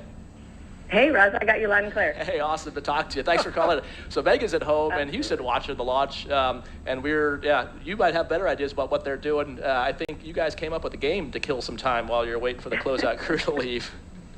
Yeah, well, it's been enough time that, when you first get in, of course, you're all business and you go through your checklist and you review the nominal timeline and you of course review the contingency actions that you might have to take, but now you're into just the wait. I was lucky enough to fly with a really fun and fun-loving crew, and so we set about entertaining each other. And, we had Thomas, kind of our Julie, the cruise director, and he had us playing a variety of different games that I'm not sure if he made them up or these are French games or what, but he kept us well entertained. It looked like the French version of rock, paper, scissors. I'm not sure if that's what it was, but so it's called the game of thumbs, and I won't strain anybody by trying to say that en français, but the game of thumbs, and so it's a little bit like rock, paper, scissors. Well, Megan, you're watching us, get ready to launch Crew 6, and of course, you were on Crew 2, and what a mission that was, and what's it like to be where you are, kind of relaxing, getting ready to watch the astronauts go up? It's so exciting. It's so much fun to see your friends go into space. Of course, Steve is a classmate of mine, and Woody was my family escort. Actually, he was with my family when I was getting to launch in that very same seat. And so my son in particular is very excited to get to watch Woody launch, so he's made me promise. I had to peel him away from the screen to get him to go to bed with the promise that I would wake him up in time to watch the launch. So we're excited for all 4 of the crew members of Crew 6, and we can't wait to see them get started on this next phase of their adventure. Very cool. That's awesome. And you know what? We are counting down just 1 hour and 20 minutes to go until liftoff. And, I got to ask you, Megan, how's Raj doing so far? Because you were one of our co-hosts sitting in this seat. So you want to grade him live on the air? You could text me. Oh man, A class. Daryl, how could it be anything else? He's just doing amazing. We are, like I said, I had to peel my kid away from the screen, and of course Raja, he recognized you as the guy that cut his hair. Oh, that's right. Yeah. Before Daddy came home. His quarantine cut. Yeah. I still don't pay for that's haircuts. Right. I cut my own hair. Haircut, yeah. Theo was a test case. Yeah. Megan was nice enough to let me test out my hair cutting skills on our son. Really? Wait. wait. You didn't tell me that. No, don't worry. I tried it. I've done it on other kids. Thea wasn't the first. Yeah, you cut your hair in space. Remember, there's some kind of Flowbee thing that you used? Yeah, it's basically a Flowbee. Yeah, it's a very loud Flowbee. Yeah. And Megan, were you doing your hair in space? No. Oh, no. I would just let that grow up. Yeah, just let it grow out. And I remember seeing the shot of you with just your hair just flowing freely, and it's a great shot of you floating around, doing your business. Yeah, I often feel like my hair deserves its own credit, in the credit line, like Megan and Megan's hair, because it's a whole entity on its own. Got a lot of traction there. Well, Megan, I just want to let you know that I brought lots of snacks, courtesy of my wife, Rachel. She packed me up a big bag here. I know you took a shot at me when your husband co-hosted, so I want you to know I'm in good hands. Awesome. Can't have you getting grumpy. No, ma'am. Thank you very much. Well, Megan, we really appreciate you joining us this evening, watching the launch from home. Thank you so much for being on the broadcast with us. Thanks, Megan. I'll see you back in Houston. You guys are doing awesome. Take care. All right, Megan MacArthur, Crew 2 pilot, and did a fantastic job for us as a co-host, completed an amazing mission. She did a ton of work working with kids, especially afterwards. She's really leading an effort in education. Great having her on the broadcast. Hey, take a look at this. This is Crew 6's patch. And we want to talk about how this came into existence. It's very unique. Each patch for each mission, every flight has one, and it's designed by the crew. So you can see the one for Crew 6. And what you'll notice right away is the wooden dragon ship with the dragon figurehead there. And that's because each Crew 6 member has an affinity for seafaring vessels. And then check out the anchor. It's the International Space Station. You see it there. And then lastly, the sail represents the 3 planetary bodies of Earth, Moon, and Mars, the ultimate destination of NASA's Artemis program. I like that call forward to where we're going, even though this is a mission to low Earth orbit. Yeah, I think that's a common theme in a lot of the patches. You'll see like a reference to Moon, Mars, Orion, something like that. We definitely see this as a stepping stone to go beyond low Earth orbit. I mean, that's one of the cool things about Commercial Crew is we are putting private industry to low Earth orbit so that NASA can focus resources and people on exploration and going beyond low Earth orbit. That's right. We're just 1 hour and 17 minutes until liftoff of Crew 6. Hearing good things about the countdown as we go along the way. The crew has ingressed, helped by our closeout team, of course. The umbilicals are attached. They provide the breathing air and comms to Dragon and the astronauts. Suit leak checks completed, comms checks completed with the core and the launch director. After those suit leak checks, the closeout team was able to close and seal the hatch, which has its own leak check. They made sure to look for any FOD that might be there, and FOD stands for Foreign Object Debris. As we look in from the White Room, the closeout team will wait another 15 minutes before they'll clear out of that area. You saw those orange bags, so there's no, the people are starting to move out of there, but you saw those orange packs in that previous view just to the right on that wall. Those are actually breathing apparatus in case they have to emergency egress, that they can actually hook into their suits and get breathing air to get all the way off the pad. So we understand that the closeout team has actually departed the pad, and now they're doing some final weather checks. That'll be necessary before they give that final go, no-go for launch. Going to put the balloons up into the air. The winds have picked up a little bit, but not too bad at all. Yeah, and a great example, continuing to run ahead of timeline, and specifically that closeout crew already being done much earlier than last time. But again, it's their, you can tell it's a well-oiled machine now. They had the practice from just doing this 2 days ago, and now doing it again. When I talked to Steve about what they've been up to in between. Talking about Commander Steve Bone? Commander Steve Bone, yep, between last attempt and now. His perspective is very similar to what we talked about the other night. Basically another free training sim event. And Steve, actually, like I mentioned before, he was the lead closeout person. So he was in that White Room for STS-127, which had 6 attempts. And so he mentioned that that the crew actually got sick of seeing his face because he was always the first person to open up the hatch of the shuttle, and they would see him leaning in. But I think, he brought up similar to what we talked about. I think everyone on the crew was actually impressed by the fact that, no one had go fever, no one down to 2 minutes, but no one was like, oh, we should just go. Like the administrator said, we go when we're absolutely ready. We have an abort system, but or no launch escape system, but you don't want to rely on that. Right. You want to rely on making the right engineering decision. And so he actually, talked about the fact that, yes, it's the 6th operational crew mission, but every one of these missions is really a test flight. We're always learning new things. Now we learned about, oxidation rates of TTAB line filters, so you're always learning something new. We talked last time about even the procedures they're using. So they're in a procedure called 4.100, and just in the last launch to now, they've changed the section numbers of that. So we're always iterating and improving and trying to figure out ways to do it better and more efficiently. Like you mentioned tonight, we're doing things in parallel, which is why now we have some time. So it seems like we're ahead, but if we had a problem with the side hatch closer or had a problem with the leak checks, this would all be time that we could use now to not be rushed. So it's great to keep iterating and practicing and learning. It's hard to imagine when you have a launch scrubbed that so much can come from it that's good. Talking about that data, we heard NASA's Dragon lead engineer talk about how they've been poring over the data. We've had a dry dress, essentially a wet dress in the first launch attempt, and as you mentioned, always iterating and always learning. All right, we want to check in now with our friends in Houston, Texas, and the Johnson Space Center. Courtney Beasley is standing by. Courtney? Thanks, Daryl. The team here in Mission Control Houston has polled that they are go for launch. The International Space Station is ready for Crew 6 astronauts to lift off. When Flight Director Jed Freeling polled his team, he was asking the flight controllers who work on all of the key systems on board the station if their focus areas were online and working properly.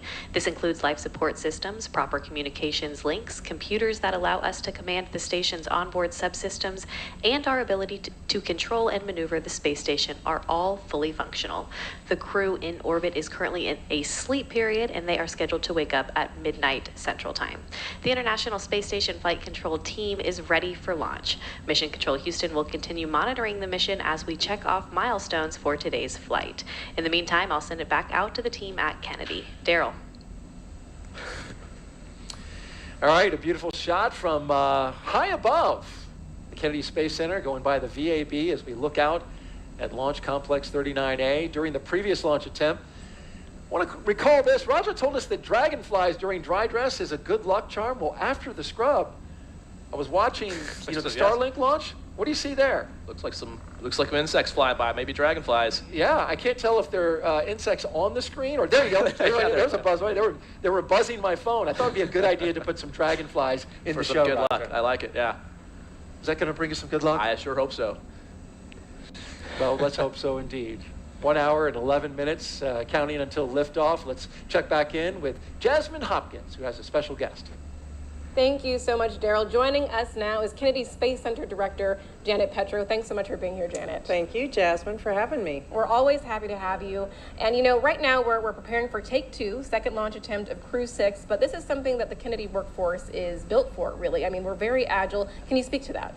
Yeah, sure. So, last year, 60th anniversary, we went through this with Artemis, not just 2 times, but we did it 3 times successfully, launching the 3rd time on November 16th. So launch is hard, the whole process, and we got to get it right.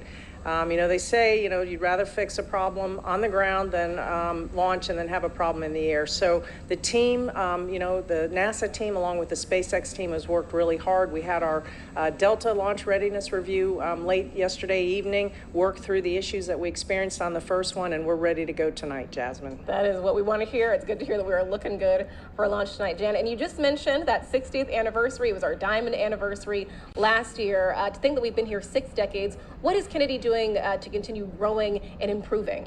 So the first 60 years, you know, it started, Kennedy was with Apollo, and then Diamond Anniversary last year, Artemis, first launch of Artemis, going back to the moon. But, you know, as a spaceport, we really have come into our own. We've really brought a lot of the commercial industry here to launch. 94 launches on the manifest this year.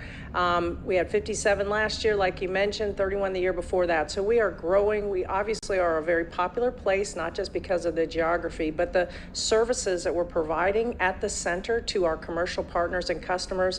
We're working very hard to make it easy for them to launch and to provide them the best services. And I got to brag for a moment. We have a spaceport integration team. They coordinate with the 45th SLD, the Space Force side. Every single one of those 90-plus launches will be supported by our Kennedy team, as well as the Space Force side. We work jointly together in partnership to ensure that all of those launches are successful. And of that 90-plus, 79 are commercial. So a large percentage of that is the commercial launches. And so across the board, we have our NASA, we have our government, we have our national space security missions we support, but we also have the commercial that we have to take care of also. Right, Janet, I mean, those numbers just really blew me away. Thank you so much for being here tonight. Thank you, Jasmine. Of course, always happy to have you. Go Crew 6. Exactly, go Crew 6. Daryl, back to you. Thank you, Jasmine and Janet. Throughout the show, we've been taking your hashtag Ask NASA questions from social media. We have time for a few more before Falcon 9 fueling begins at T-minus 35 minutes. We're sitting now at 1:08 and counting. And Raja, there's the question. It seems like astronauts work on some really cool and interesting things other than flying.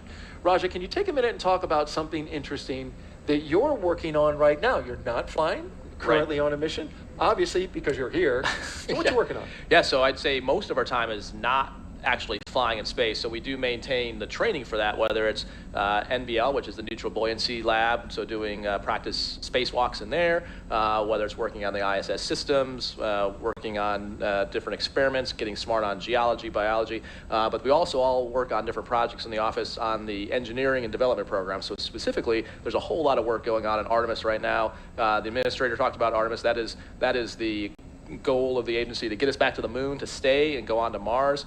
So there's the SLS, which is the rocket. There's the Orion, which is the capsule. There's the Gateway, which is the Lunar Space Station. And then there's the HLS, the Human Landing System, which is the lander. So that's my particular job right now, is helping with lunar lander development and testing. And so I love my job. I love to fly in space, but I also love my day job. And so that's, we're doing all different kinds of things. There's folks working on the lunar exploration suits. So those are the space suits for the surface. So we're not going to use, we talked about there's IV suits, which are for in the vehicle. There's EVA suits, which is what we use on the space station. And we are working on lunar suits because that's different than either of the ones we have. And so if we get to the moon, we are going there to do science. And so we need to get out there and go do the science. So that's another big project that people are working on. And yeah, so it's we are spread all over the place. Training and working with all these development teams. Yeah, and it seems like there's a similarity there to when Bob and Doug were working in the commercial crew program early on, developing these vehicles. You're very early on in the HLS system, so it's got to be kind of exciting to be working on the next thing that's going to land on the moon. Yeah, I think all of us enjoy. That's why it's fun to do these things. And our job is in the office is to fly in space, but also to bring the crew's perspective, the operational perspective, to all these programs and to these efforts to make sure that we're the human is the important part of human space flight. And so keeping that in mind and keeping that at the forefront is always really important, and that's why it's important to have us tied into all those programs. And for those of you who are watching, and for those of us who are enjoying watching, if you want in on the social fun, follow us on Twitter at NASA Social, or check us out on the web at nasa.gov/social/social. Hey, this is a really quick question, a really easy one. @Slow asks, Raja, what inspires you?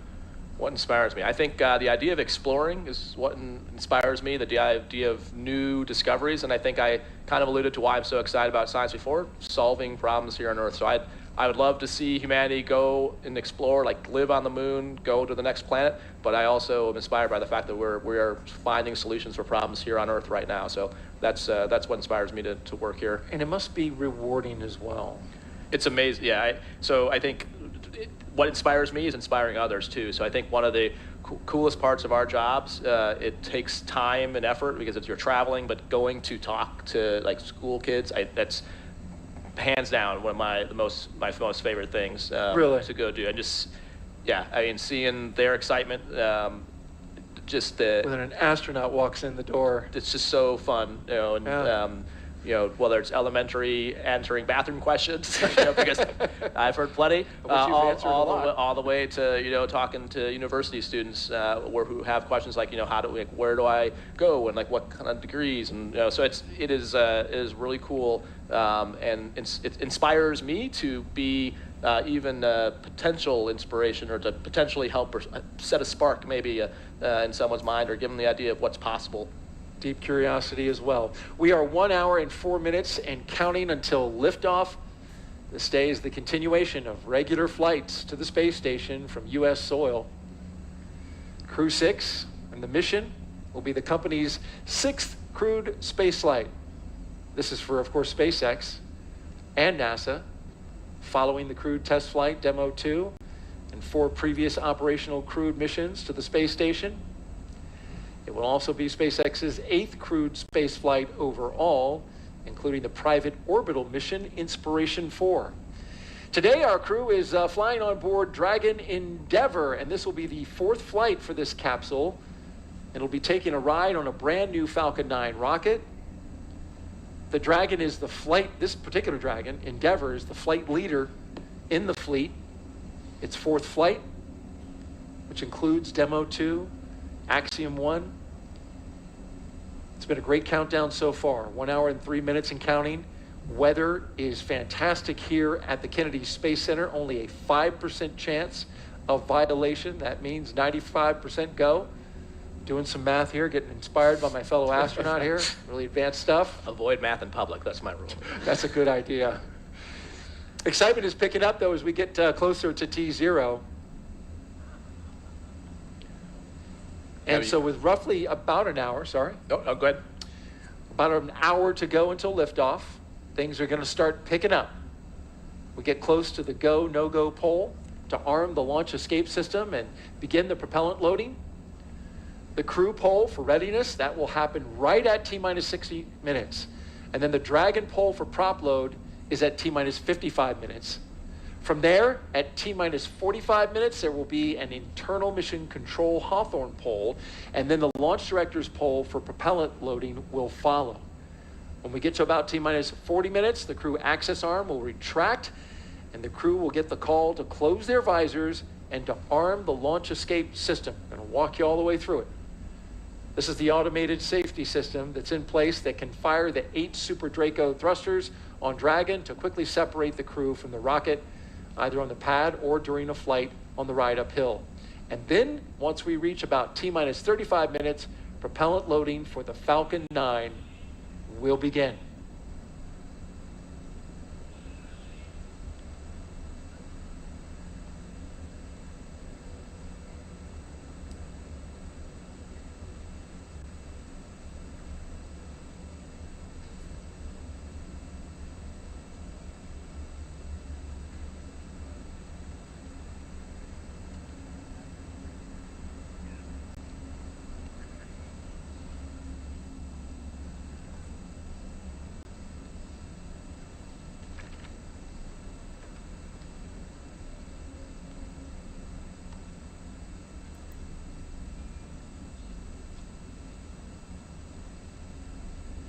Thanks for tuning in. You're watching live launch coverage of NASA and SpaceX's 6th rotational flight of astronauts and 1 cosmonaut to the International Space Station. We are T-minus 1 hour and counting until liftoff. And with us today is NASA astronaut Raja Chari.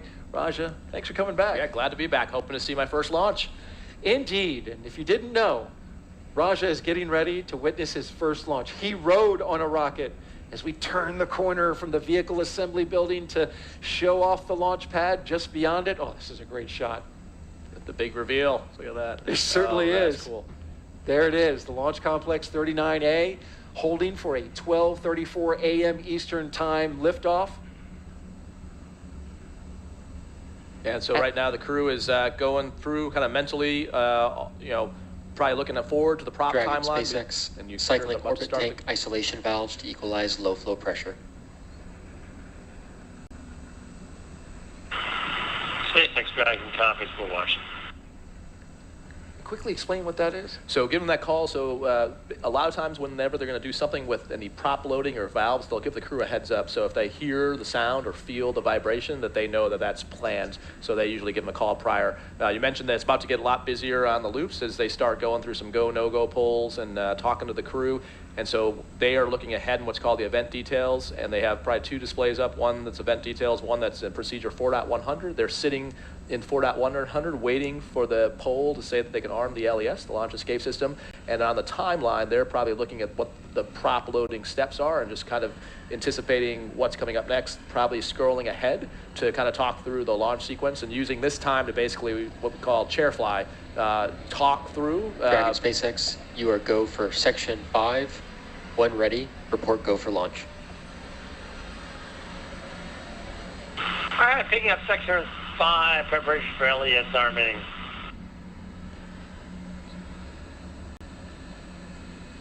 All right. Great insight into what's happening in Crew Dragon right now, but we want to recap the last 3 hours.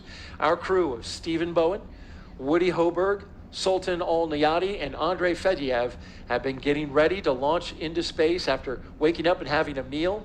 SpaceX helped the astronauts into their suits, and then you see them here, walking out the historic crew quarters, walking the same path that every NASA astronaut has done since Apollo 7, waving to family and loved ones as well as to the cameras there to document their journey.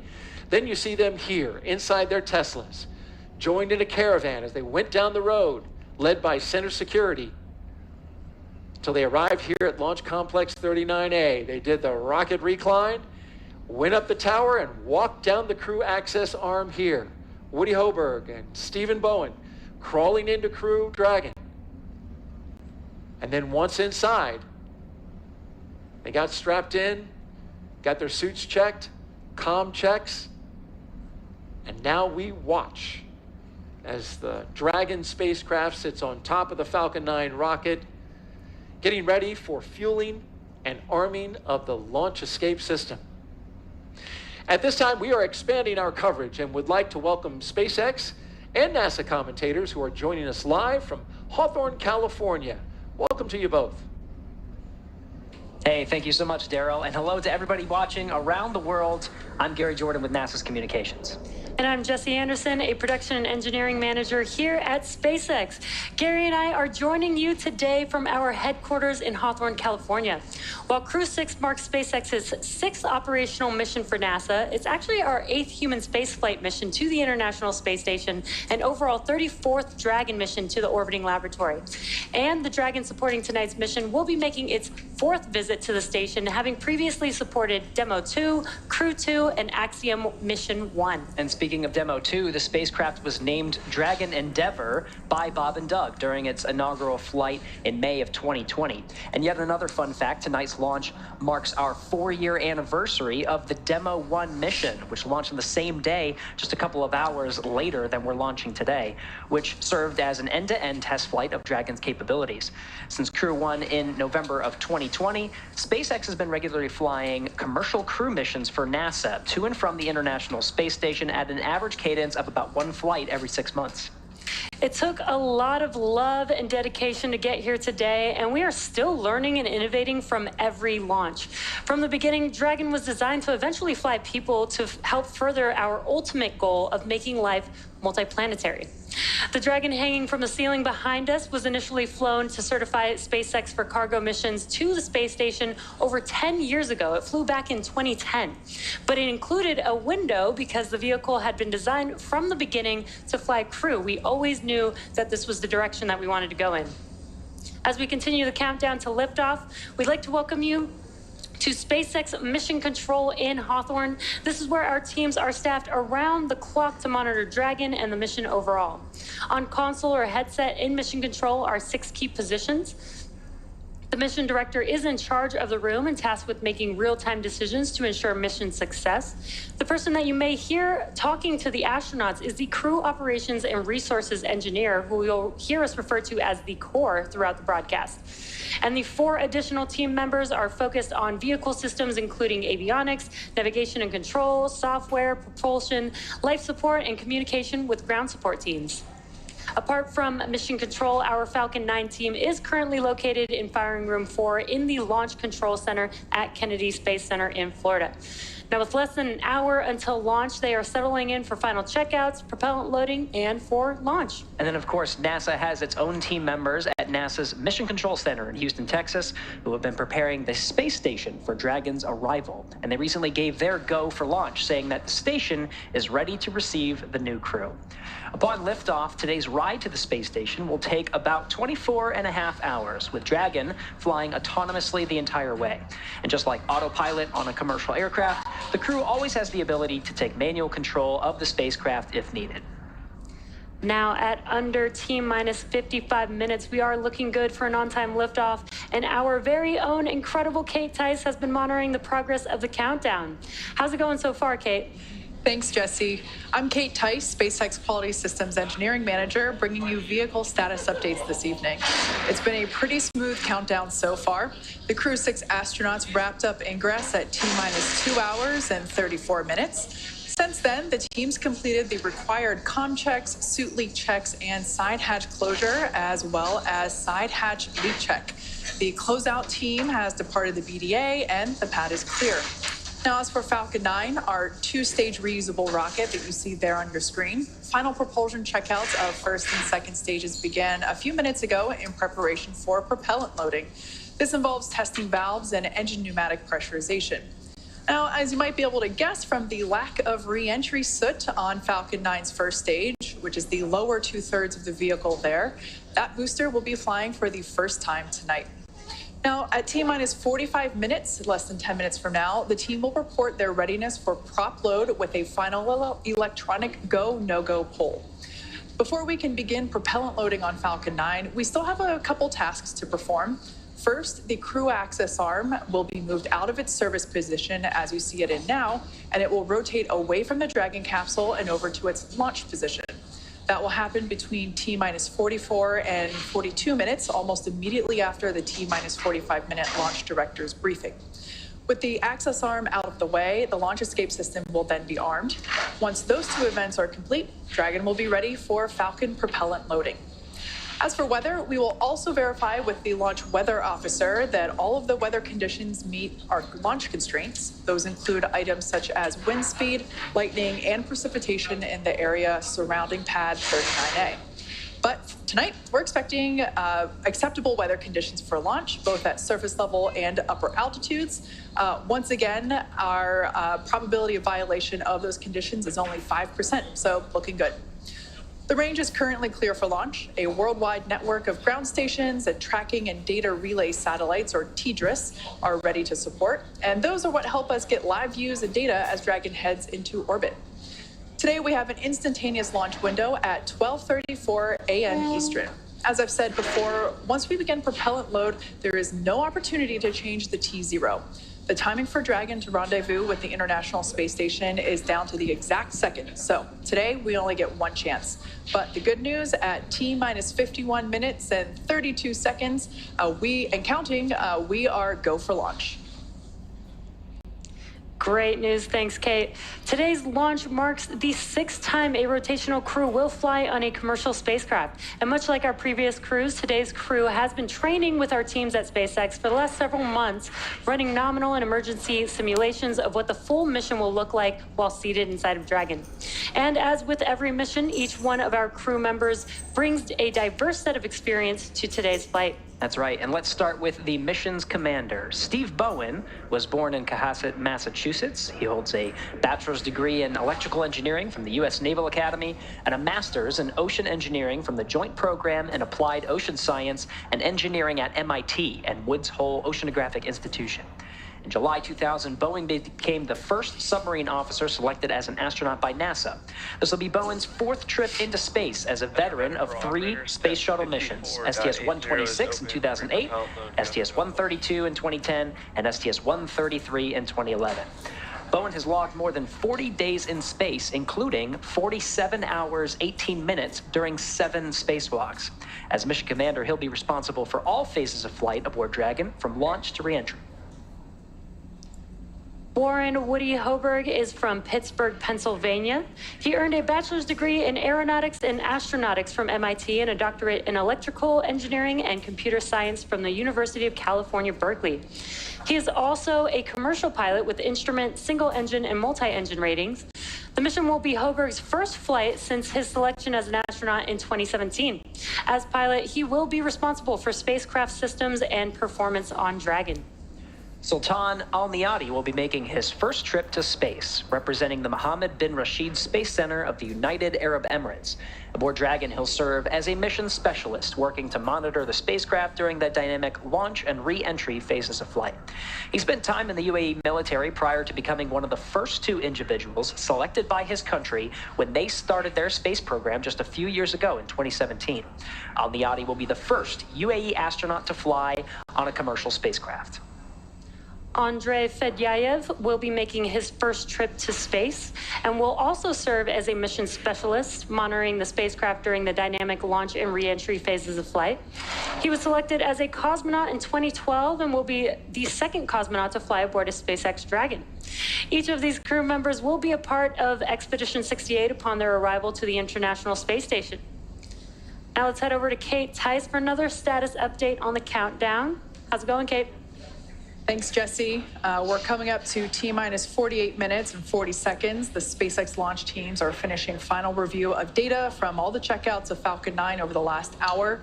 The launch director has confirmed with the launch weather officer that weather meets propellant loading constraints. So up next will be to poll the team for readiness, both to load propellant and to launch.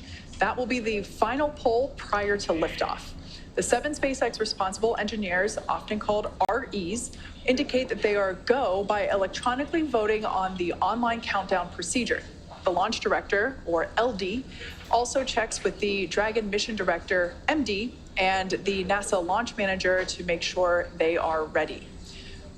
Earlier, you saw the vehicle assembly building called the VAB. The Falcon and Dragon launch team, as well as key NASA launch members, are in the Launch Control Center adjacent to the VAB. You can actually see where they are right now on the right-hand side of your screen. They have a view straight towards pad 39A through those large windows of firing room 4. On your screen, you see there the Dragon capsule with the crew access arm still in the service position. The crew is on board Dragon waiting for the next instructions, which will be to stow the crew arm for launch and to arm the launch escape system. Once the launch director gives the final instructions to the launch team in that T-minus 45-minute briefing, immediately afterward, the crew access arm sequence will be armed and initiated. We should get a good view of that access arm as it swings away from the capsule. That will take about 2 minutes to complete its rotation to move out of the way.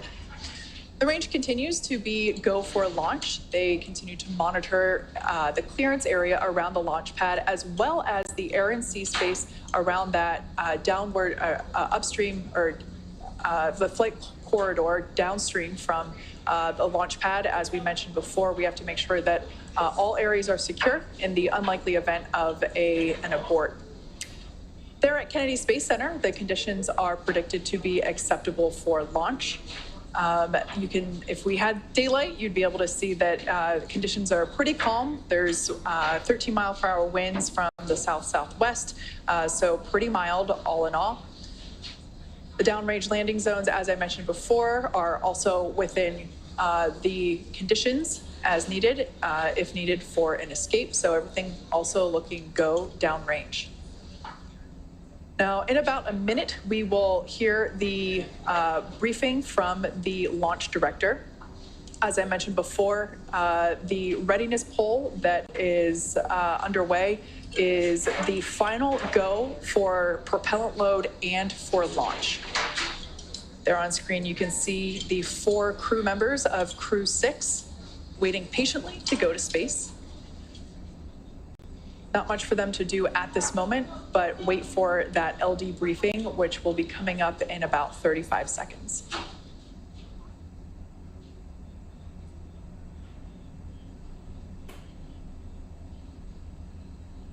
As I mentioned before, the team in Mission Control, as well as the teams in Firing Room 4, they are basically collectively, both with NASA launch team and the Dragon launch team and the Falcon Hull launch is team. complete, and the team is ready for crew access arm retract, propellant load, and launch.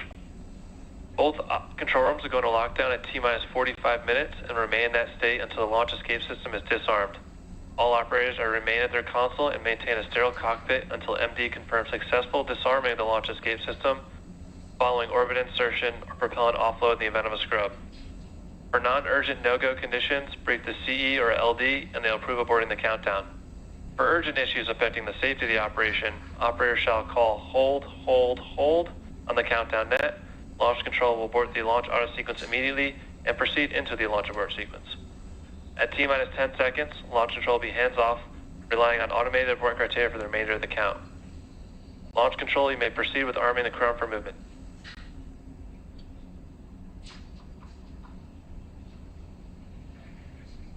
There we heard that final go for launch and prop load from launch director having... Crew arm stow and started. And there we just heard the call out that the crew access arm retraction is underway. So let's head back to Daryl over at Kennedy as they have a live view of that retraction as it happens, and will be the major final physical reconfiguration of the pad prior to launch. Daryl, how's it going? Great, Kate, and thank you very much as we watch the crew access arm move quickly at first and then rotate away from the Dragon spacecraft. There's the view from inside the crew access arm, the white room at the very end of it. As we can see, the water tower out there. Hitting another milestone here, Raja, on our way to liftoff. Yep, and the crew is definitely tracking through all this on a timeline. So they're procedurally in 4.100, following that SpaceX is retracting the crew arm, and then starting to prepare. The next big step they'll be taking is arming the launch escape system, and then looking forward on the timeline to basically go through the steps for the prop loading.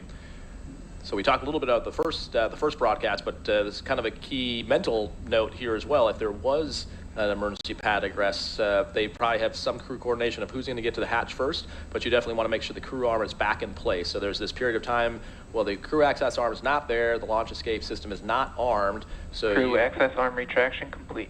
You need the arm to swing back to the capsule before you can actually egress. You need to make sure that's there before you step out. Critically important, and we got some beautiful views from our flight operations team, which is not only making sure that the area around the rocket is safe, but also giving us some spectacular views of that crew access arm as it retracted away from the rocket. And there it is again, right there. Yeah, it's a great view where you can see both the strong back, which is the structural piece holding the rocket up there now, and then the crew access arm swung back. Open now to the air and the atmosphere. Hopefully no dragonflies that far up, and we had our own dragonflies earlier, Raj. So we're working. We have successfully had good luck here at the launch broadcast test. Okay, We've done our part. It's feeling good. We're doing what we can. There's a great view too of the trunk, so you can see the side, which is the part just below the capsule. That's got the avionics radiators for cooling, and then the left side that looks black in the picture here is actually the solar panels that generates the power for the capsule on orbit. Curious, it looks like we saw a plane off there in the distance, and it could be pretty well off given it's dark at night. That might have been the helo out there potentially too. Very good. Good call. The countdown, T-minus 41 minutes and counting, and we're heading down to a launch time of 12:34 a.m. We saw the retraction. That's the last major visual milestone as we prepare for liftoff. Shortly thereafter, we should hear the call out that the launch escape system is armed. And then from there, Raja, we will hear that F9 prop load has started.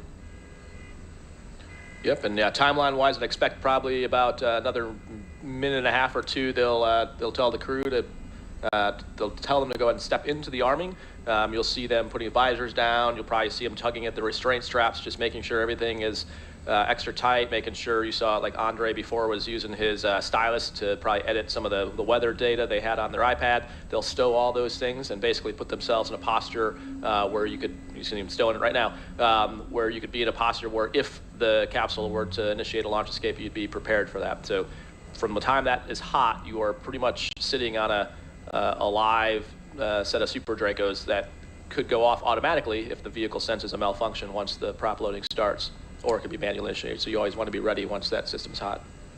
Well, Raja, you say it, and then we see it. Calling it out. Remember well from your time as the commander of Crew 3. It's worth noting, you just came back from space. It was, what, May of last year? Yep. Yeah. Yeah, it's good to be back. I would go back in a heartbeat, but it's also good to be back home. But you're watching your friends go up. Yeah, this is it's really surreal to have friends and colleagues on the end of that rocket, and I think just reinforces the importance you asked earlier. And the question was like, what do we do on our normal job? There's also people in our office. So Joe, who's the chief of the office, goes to the launch trainers reviews, and you are signing up your friends to go ride in this thing. So we take it pretty seriously, as well we should.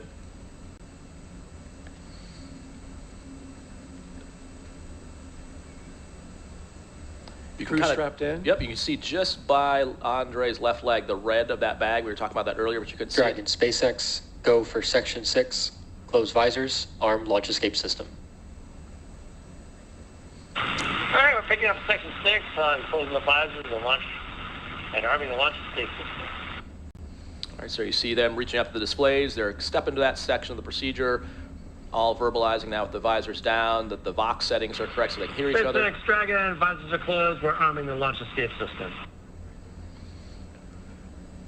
They have some telemetry on their display that shows them what the automatic thresholds are to make sure they're not violating one of those thresholds before they arm the system. We talked about that earlier tonight, to make sure you don't inadvertently initiate a launch escape. And then we also talked about the flight computer stage, so that's what they're watching to actually know. So you actually hear the thunks because those valves that isolate the Super Dracos are in the capsule, so you can actually see like where that NASA worm is and where the U.S. flag is. Yeah, those are the engines. Those are the engines, Yeah. so they're right by your head on the inside. So when you arm it, you can actually hear the sound of the valves opening up, and that's what allows prop to flow to the Super Dracos in the event of a launch escape. Can you hear the prop flow as well? Well, hopefully you never hear that sound. Oh, no, okay, so it doesn't bleed in the system? No, Okay. no. It just opens the valve? Launch escape system is verified armed. There's the verification of arming of the launch escape system. Right on time with our milestones as we count down. And so for the crew, they're now closing out 4.100, which is their launch preparation procedure. And they're now stepping ahead to what's the prop loading timeline on their displays, which is going to give them times of when is the different tanks are pressurizing and loading. There's no telemetry in the Dragon that tells you what the F9 tanks have in them in terms of amount of fuel. You can see what's in the Dragon, but not the F9. And so you rely on this timeline and the calls from the team to know the status, and that gives you an indication based on the timeline you have if things are behind or ahead or on timeline.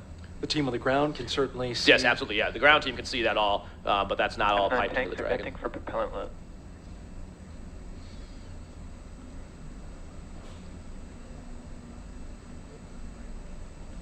We'll start venting. These would be the tanks on the ground? Right. So as they start to, they have what's called these giant accumulators that are full of the fuel that they'll pump into the F9. And the two things I learned on our first broadcast attempt, one is that the license plate changes every time. The second that I also learned from you is that you can tell out here how full the rocket is by looking at the level that the condensation comes off the outside of the rocket, which you can't see that on the inside, but that's a good technique for if you're watching on the outside and don't have the benefit of having the displays the crew has or the telemetry the ground has to just get a look at binoculars if you're standing on the causeway or on TV and know how full the tank is. Outdoor fuel gauge. Yeah. Only if you launch in the humidity of Florida. I don't know if it'd work in the desert as well. But. Well, we get to see launches out at Vandenberg, California, and it's a little drier out there. It still is on the coast, so we have some humidity, but it is quite a sight. It's a definite pro tip. I didn't know that. I've been I've been in the office for 5 years. No one taught me that. Told so. an astronaut something Yeah. new. I'm feeling proud. But I tell you what, you haven't learned nearly as much as I've learned in my time being in these 2 launch attempts. And so happy you could come back and count this down. We know our astronauts all around the country are watching. Checked in with Megan MacArthur earlier. Had a nice little chat with her. She's watching. Other astronauts from the Corps. The astronaut Corps is roughly, what, about 42 astronauts? Yep, about that, yeah. And then a new class called, they're named the Flies, the 2021 class. The Flies, that's about their name? halfway through their training, yep, and looking forward to, they're crushing it as you would expect. Started. There's the call from the Corps. Yeah, here we go.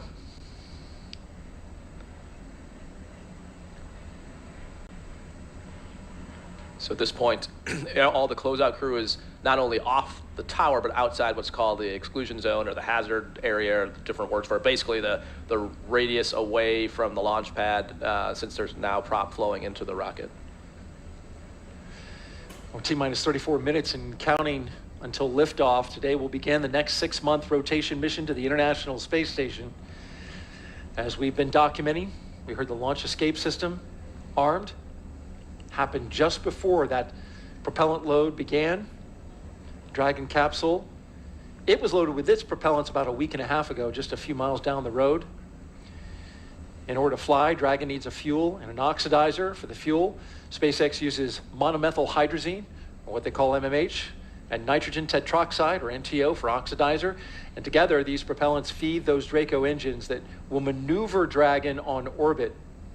It also feeds those 8 Super Draco engines you were talking about that would power the launch escape system in an abort scenario. And so with that fueling having begun, that means those 8 Super Draco engines inside Crew Dragon are ready. We heard, or rather Raja relayed, that the astronauts can hear those valves turning, getting that system ready to go. Should there be any kind of emergency associated with the rocket or the pad. Of course, NASA and SpaceX teams, they train extensively for exactly that type of contingency. And so with T-minus 33 minutes and counting, let's head back over to SpaceX headquarters in Hawthorne, California for an operations update from Kate Tice. Kate?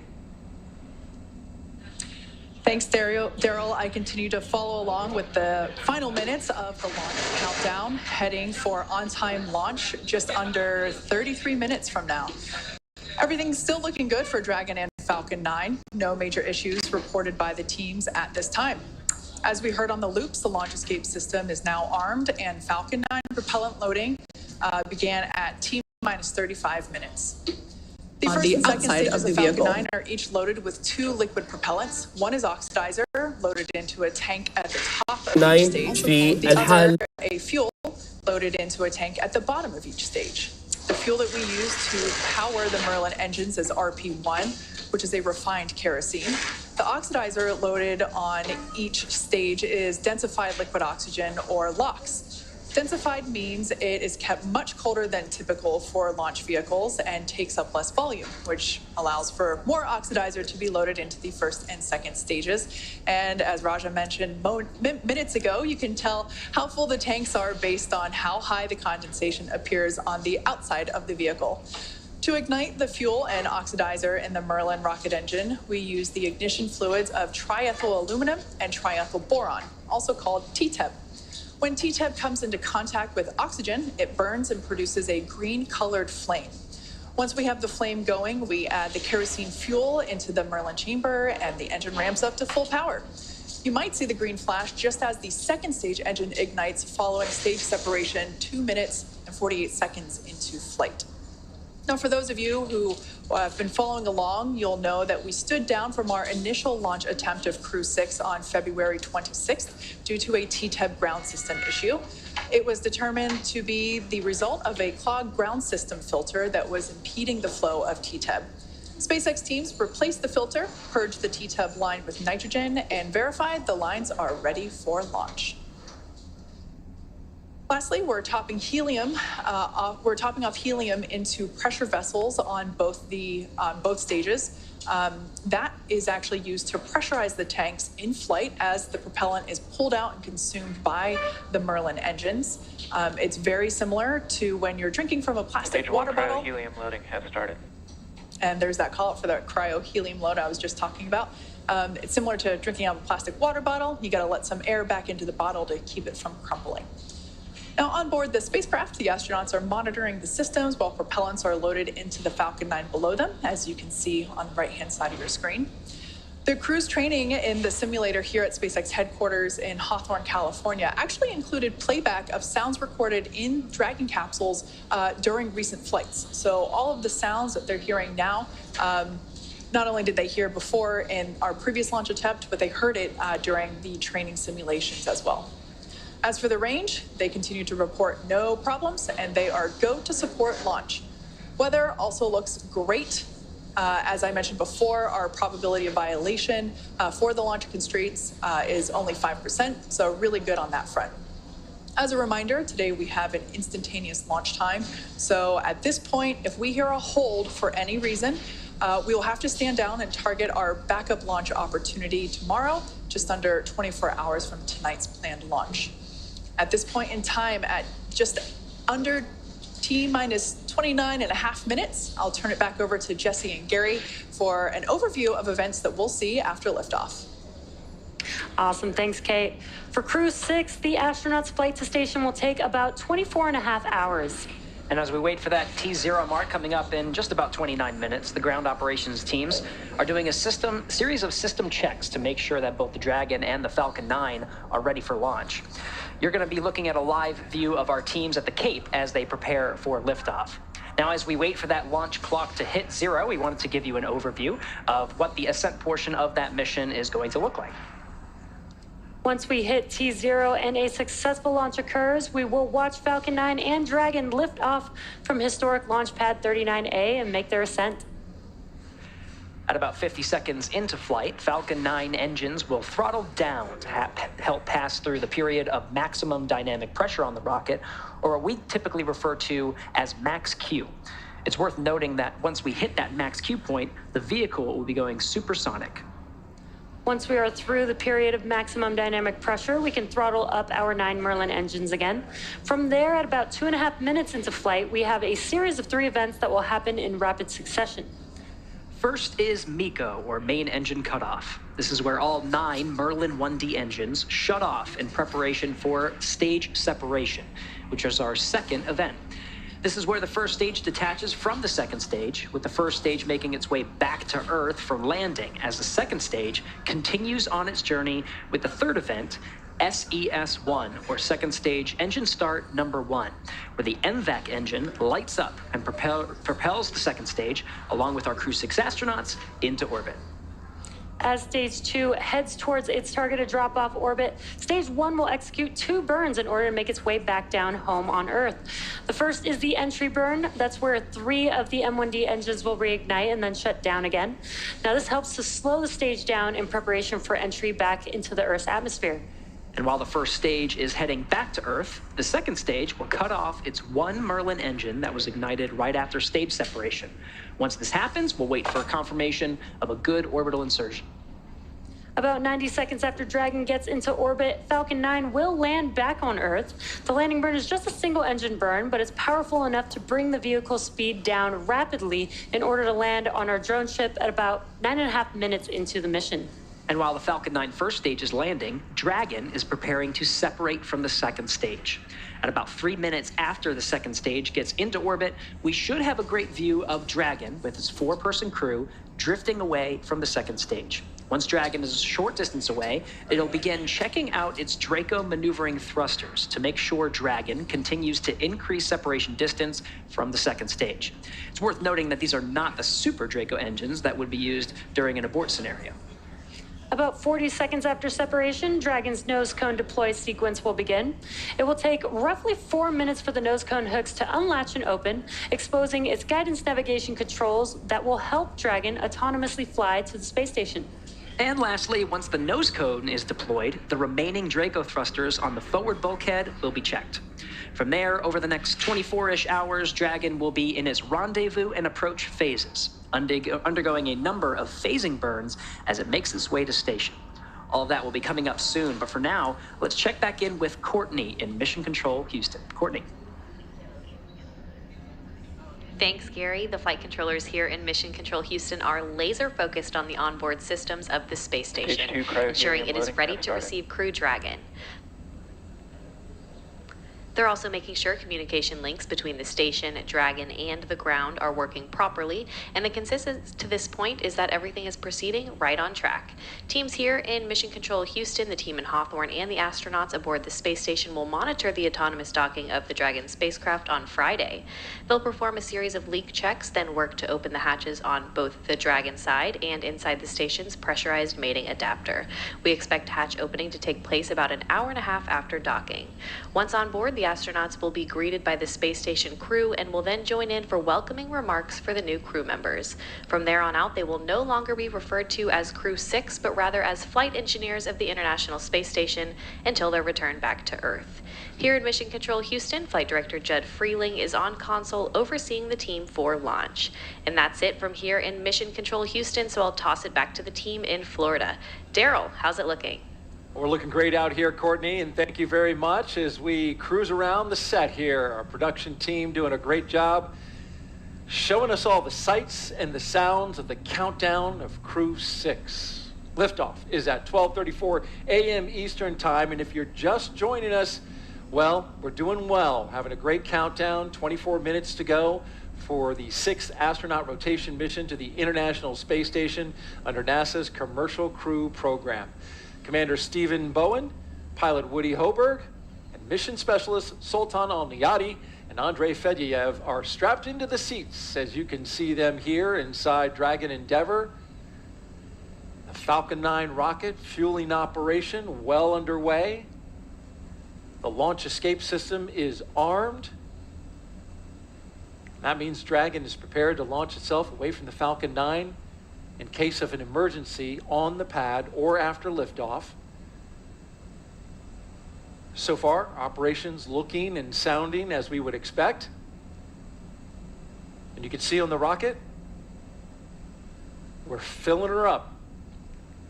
The condensation of the warm, humid Florida air down there shows you that, well, my guess would be about a third. But I have no actual telemetry to tell me that. Just going by the condensation coming off the rocket. It really super chills the skin on the outside of the rocket, and then that condenses the air in the atmosphere, the water that's in the air. And it really is something to look at once it's ready to go, all the way up and down the rocket.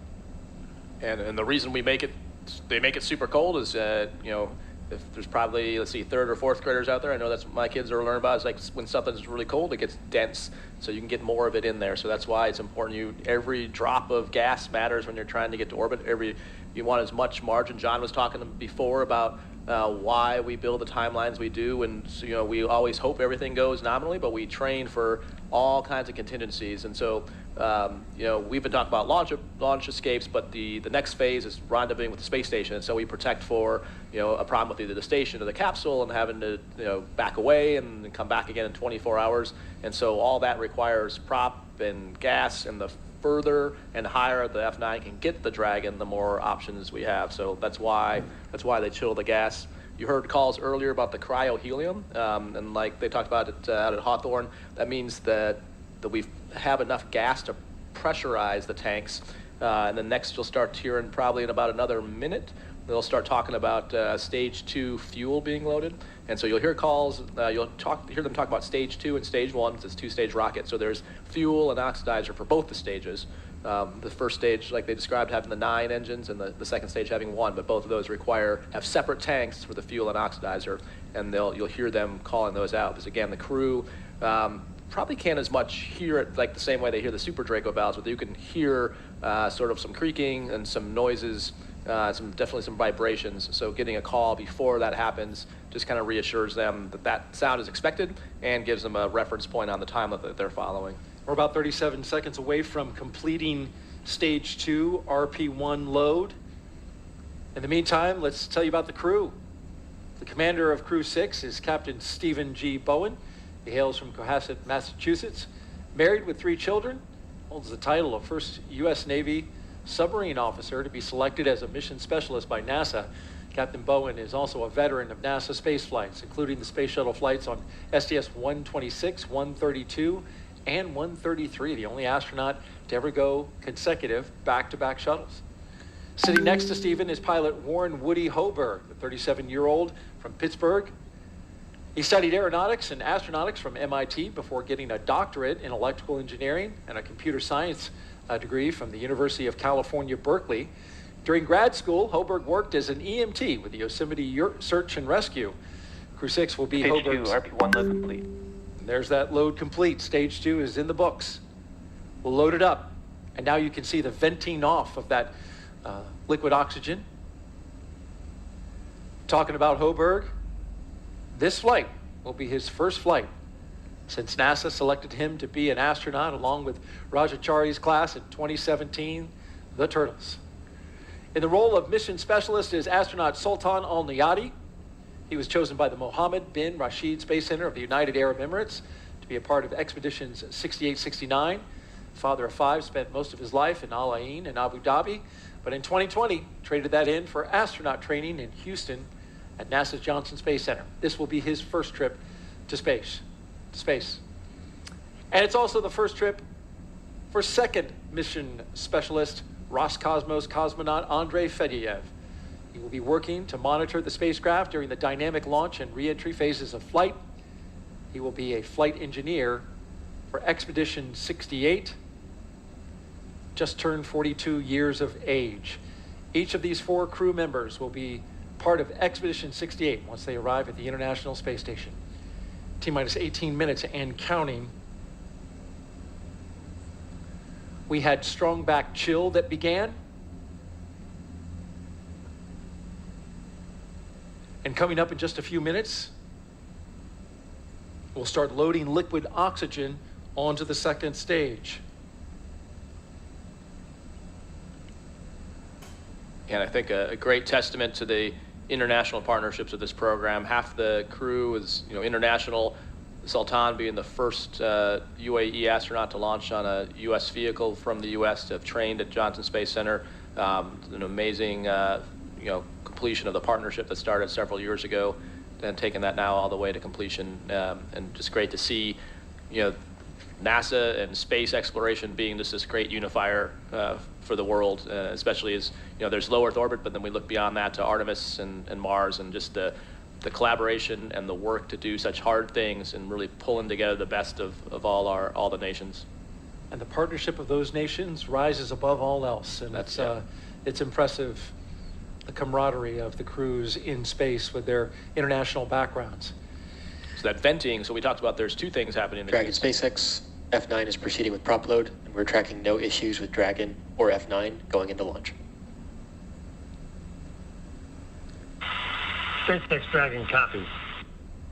So an update from the core that's on track. So we talked about the condensation a few times, and there's also the venting. So 2 different processes. The condensation is the super chilled fuel cooling the metal and the skin around it. The venting is because it's super cold, as it heats up on the inside just from the air temperature, essentially working its way in there, it vents. And so that's just like a pot boiling, and just like you would, lift the lid off a tea kettle to let the pressure out.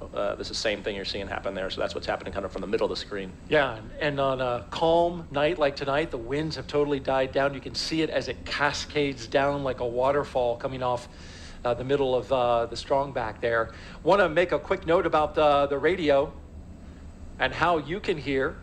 If you're on local amateur radio on the VHF radio frequency, turn into 146.940 megahertz and UHF radio frequency 444.925 megahertz on the FM mode. You can hear this all around the Space Coast. Load has started. And there goes our stage 2 LOX load on a beautiful night on the coast of Central Florida. For stage 1, that's going to continue to load in We'll see that go all the way down to T-minus 6 minutes in terms of the RP1 load. In terms of locks, that will continue until about T-minus 3 to 2 minutes on the liquid oxygen side. A lot more volume, of course, in the first stage. Hey, let's throw up a quick social media question. What do you say, Raj? Sounds good. What we got here? At JSE Garin asks, I am 9 years old and want to know if you can see airplanes on the ISS. I have never heard that question. So actually, Megan MacArthur had a cool post where she took a picture of the ground and you can see the contrails of a plane. So you can't see a plane if it's not what we call conning, meaning contrails. You can, if you can find the contrails, then you can follow it back to find the plane, but it's super hard to find an actual airplane that's not in the contrails. We also spent some time on Crew 3 trying to see who could one-up each other to find ships. So you can cheat and look around the Panama Canal to see if you could find ships there, but you need binoculars to help yourself. But if you know where to look or along the shipping lanes, you can usually find some ships. And then airplanes, if you look around, like the places like over the Atlantic where you can look for contrails and find planes, but absolutely you can see them. What a great answer. Didn't know that. Thank you, Raj. Let's head out to Kate Tice now. Thanks, Daryl. Everything's still looking good for launch of Falcon 9 and Dragon Endeavour just under 15 minutes from now. Now, for those just tuning in, Falcon 9 began propellant load at T-minus 35 minutes. Around T-minus 20 minutes, Falcon 9 completed loading of RP1 fuel on the second stage. Fuel loading on the first stage remains underway, and it is approximately 80% full. It will finish around T-minus 6 minutes. Falcon 9 is also underway with loading of densified liquid oxygen, and that will wrap up at T-minus 3 minutes for the first stage and T-minus 2 minutes for the second stage. Coming up, we'll perform checkouts of the thrust vector controllers, a procedure called TVC wiggles. We'll command Falcon 9 to activate those thrust vector controllers and actually wiggle the engines a couple degrees. This verifies that those engines will be able to move while in flight, which is how Falcon 9 steers itself during the ascent phase. Dragon mission director and team reporting no issues. Communication checkouts are complete, the crew access arm is retracted, and the launch escape system is armed. And as you can see there on the right-hand side of your screen, the crew is strapped in and ready to go to space. Everybody looks pretty calm and chill, given that they are going to space in 13 minutes. Final instructions to the crew will come at T-minus 10 minutes. The crew displays will be configured for launch, which give the crew insight into how the launch is proceeding and provides constant updates on vehicle health. At T-minus 5 minutes, we'll then be in terminal count, and Dragon will transition to internal power. We'll hear continued status callouts from SpaceX Mission Control as we get closer to liftoff. The ranges go, all secured air and sea space remain clear, and as you can see, weather remains gorgeous, and everything still remains in bounds for the launch criteria. So all in all, Falcon 9 and Dragon Endeavour, all systems remain go for launch in just 12 minutes and 34 seconds from now. All right, thank you very much, Kate. And take a look at this picture. Before their flight, Crew 6 got a picture with what was supposed to be their booster. Actually got swapped out for a brand new booster, but anytime you get that close to the hardware, it's a cool thing. Brand new booster launching tonight. And at the time Falcon 9 and Dragon launches, the International Space Station, which is being tracked right here by Mission Control, will be 260 statute miles over the Bristol Channel, southwest of Cardiff, Wales. Crew 6, once they get off the ground, will spend the next 25 hours chasing down the International Space Station for a rendezvous at 1:11 a.m. Eastern Time tomorrow. It'll be Friday. And we'll have live coverage on NASA TV of docking and the Crew 6 welcome ceremony at 11 p.m. Eastern Time tonight. Final thoughts, Raja? Yep, so get ready to lift off. Yeah, so right here, there at 10 minutes, they'll probably say some thank yous to the ground. A lot of people got them here You're going to see them messing with the displays. So Woody and Steve will be putting up what's called forward views on the outside displays, so the mission specialists can monitor the parameters. That's how they monitor anything that would how the performance is doing. In the center display, they'll bring up the event details that show the launch, and you'll see them put their hands down once they get closer to launch, and they'll have this display up so they can basically watch. They'll have everything configured, and that's what they talk about, configuring for launch, so that you don't have to touch it during the launch itself. Colonel Chari, putting us in the seat of the astronauts with exactly what they're doing. Thank you so much, appreciate it. And one more thing I want to say, I don't know, Raja, I have a feeling there's love in the air. Not going to give it away, but it just feels like there's love in the air. You got to stay tuned to find out more about that. For now, we'll turn it over to Gary and Kate at SpaceX headquarters in Hawthorne, California. Take us through the rest of the countdown. Thanks, Daryl. That's right. We're exactly T-minus 10.5 minutes until liftoff of Crew 6. As you can see there on your screen, Falcon 9 is underway with propellant loading, as indicated by those white clouds forming around the vehicle. The fuel loading is complete on the second stage. LOX load remains underway. It's about 40% full on the second stage. LOX load also underway. Dragon, SpaceX, confirm crew displays configured for launch. SpaceX Dragon crew displays are configured for launch. Copy that, Steve. And once again, on behalf of the entire SpaceX team, we're honored to have you aboard Dragon Capsule Endeavour on its next trip to the International Space Station. We wish you a great mission, good luck, Godspeed, and enjoy the ride. And thanks again to everyone out there who made the vehicle, the ISS, our mission, and our crew ready for launch. Really want to thank everyone and appreciate the great call, much appreciated call for the scrub the other night. It was a great call and good learning opportunity for the crew and I think for the teams. And so once more into the breach, dear friends, Crew 6 is ready to launch.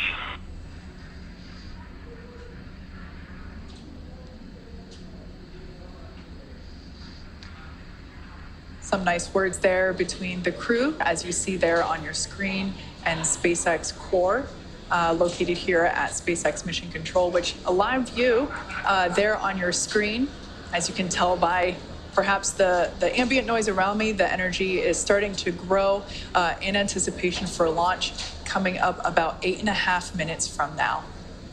That's right, the energy is high here, Kate.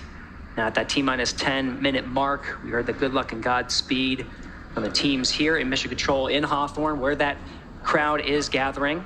Meanwhile, we're tracking the loading of fuel and oxidizer on the first and second stage. Second stage filled with fuel right now, continuing to fill with oxidizer. It'll be the last of the tanks to fill. Stage 1 continuing to be underway. At the 10-minute mark, you heard that call for configuring the crew displays for launch. That was confirmed. At the T-minus 10-minute mark, it also is a point where Falcon 9 launch commit criteria gets checked by the computers past that milestone. Now we're counting down to the next milestone at T-minus 7 minutes, which is setting up for engine chill. That's right. We should hear that call out in about 44 seconds. At T-minus 7 minutes, we will actually open up the pre-valves to the M1D engines, those 9 engines at the base of the first stage. That will allow a little bit of that super chilled, densified liquid oxygen to flow into the hardware, those turbo pumps. And that basically helps prepare the hardware from a thermal standpoint or a temperature standpoint for that full flow of super chilled liquid oxygen. So we basically open up the pre-valves and a little bit of that LOX flows in and helps cool the hardware down in preparation for a full flow of liquid oxygen. Engine chill has started. And as expected, there's that call out for that engine chill, indicating the pre-valves are open and the engines are beginning to prepare for liftoff. Now under 6 minutes, 45 seconds from launch, again, we're continuing to fuel the Falcon 9 rocket, stage 2 filled with the RP-1 kerosene. At the T-minus 6 minute mark, we should hear a call out that the stage 1 RP load is complete. They're just topping that off. Liquid oxygen on both the first and second stages come next. RP1 load complete. And there's that confirmation. We're counting down to T-minus 5 minutes at this point. At T-minus 5, the Dragon is configured for terminal count. And at terminal count, Dragon is switched to internal power, right now receiving power from umbilical lines from the ground. Also at just under 5 minutes, we'll be waiting for strong back retract. The arm that's currently propping the Falcon 9 and Dragon up. We'll see the clamp arm start to open, and the strong back itself will tilt about 2 degrees off from where it is now at a 90-degree position. Just a little off, and then it'll get out of the way completely upon liftoff. Then, of course, comes the, after the strong back retracts, comes the completion of liquid oxygen loading on both the first and second stage. For now, T-minus 5 minutes, 15 seconds. We're going to stand by for that call of configuring for terminal count. Crew 6 in their seated positions and ready for launch. Dragon is in configure for terminal count. Tanks are pressurizing for strong back retract. All right, and we heard both of those calls. Dragon onboard computers are going to take control of the vehicle. Should be seeing the clamp arm at the very top of the second stage, right underneath where you see the unpressurized trunk of Dragon, which is indicated by the half black and half white indicators, the black being the solar panels that provide power to the Dragon on its transit to the International Space Station. Now that confirmation of strong back retract, we should be able to visually see that strong back. The strong back will retract about 2 degrees away from the vehicle. Then at liftoff, the strong back will actually go back to 45 degrees. That strong back is part of the transporter erector, which provides the liquids and gases and electrical connections to the vehicle.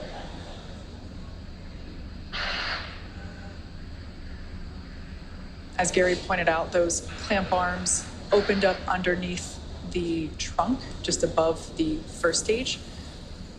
And you can see that action happening now as that initial retraction just a couple degrees away from the vehicle.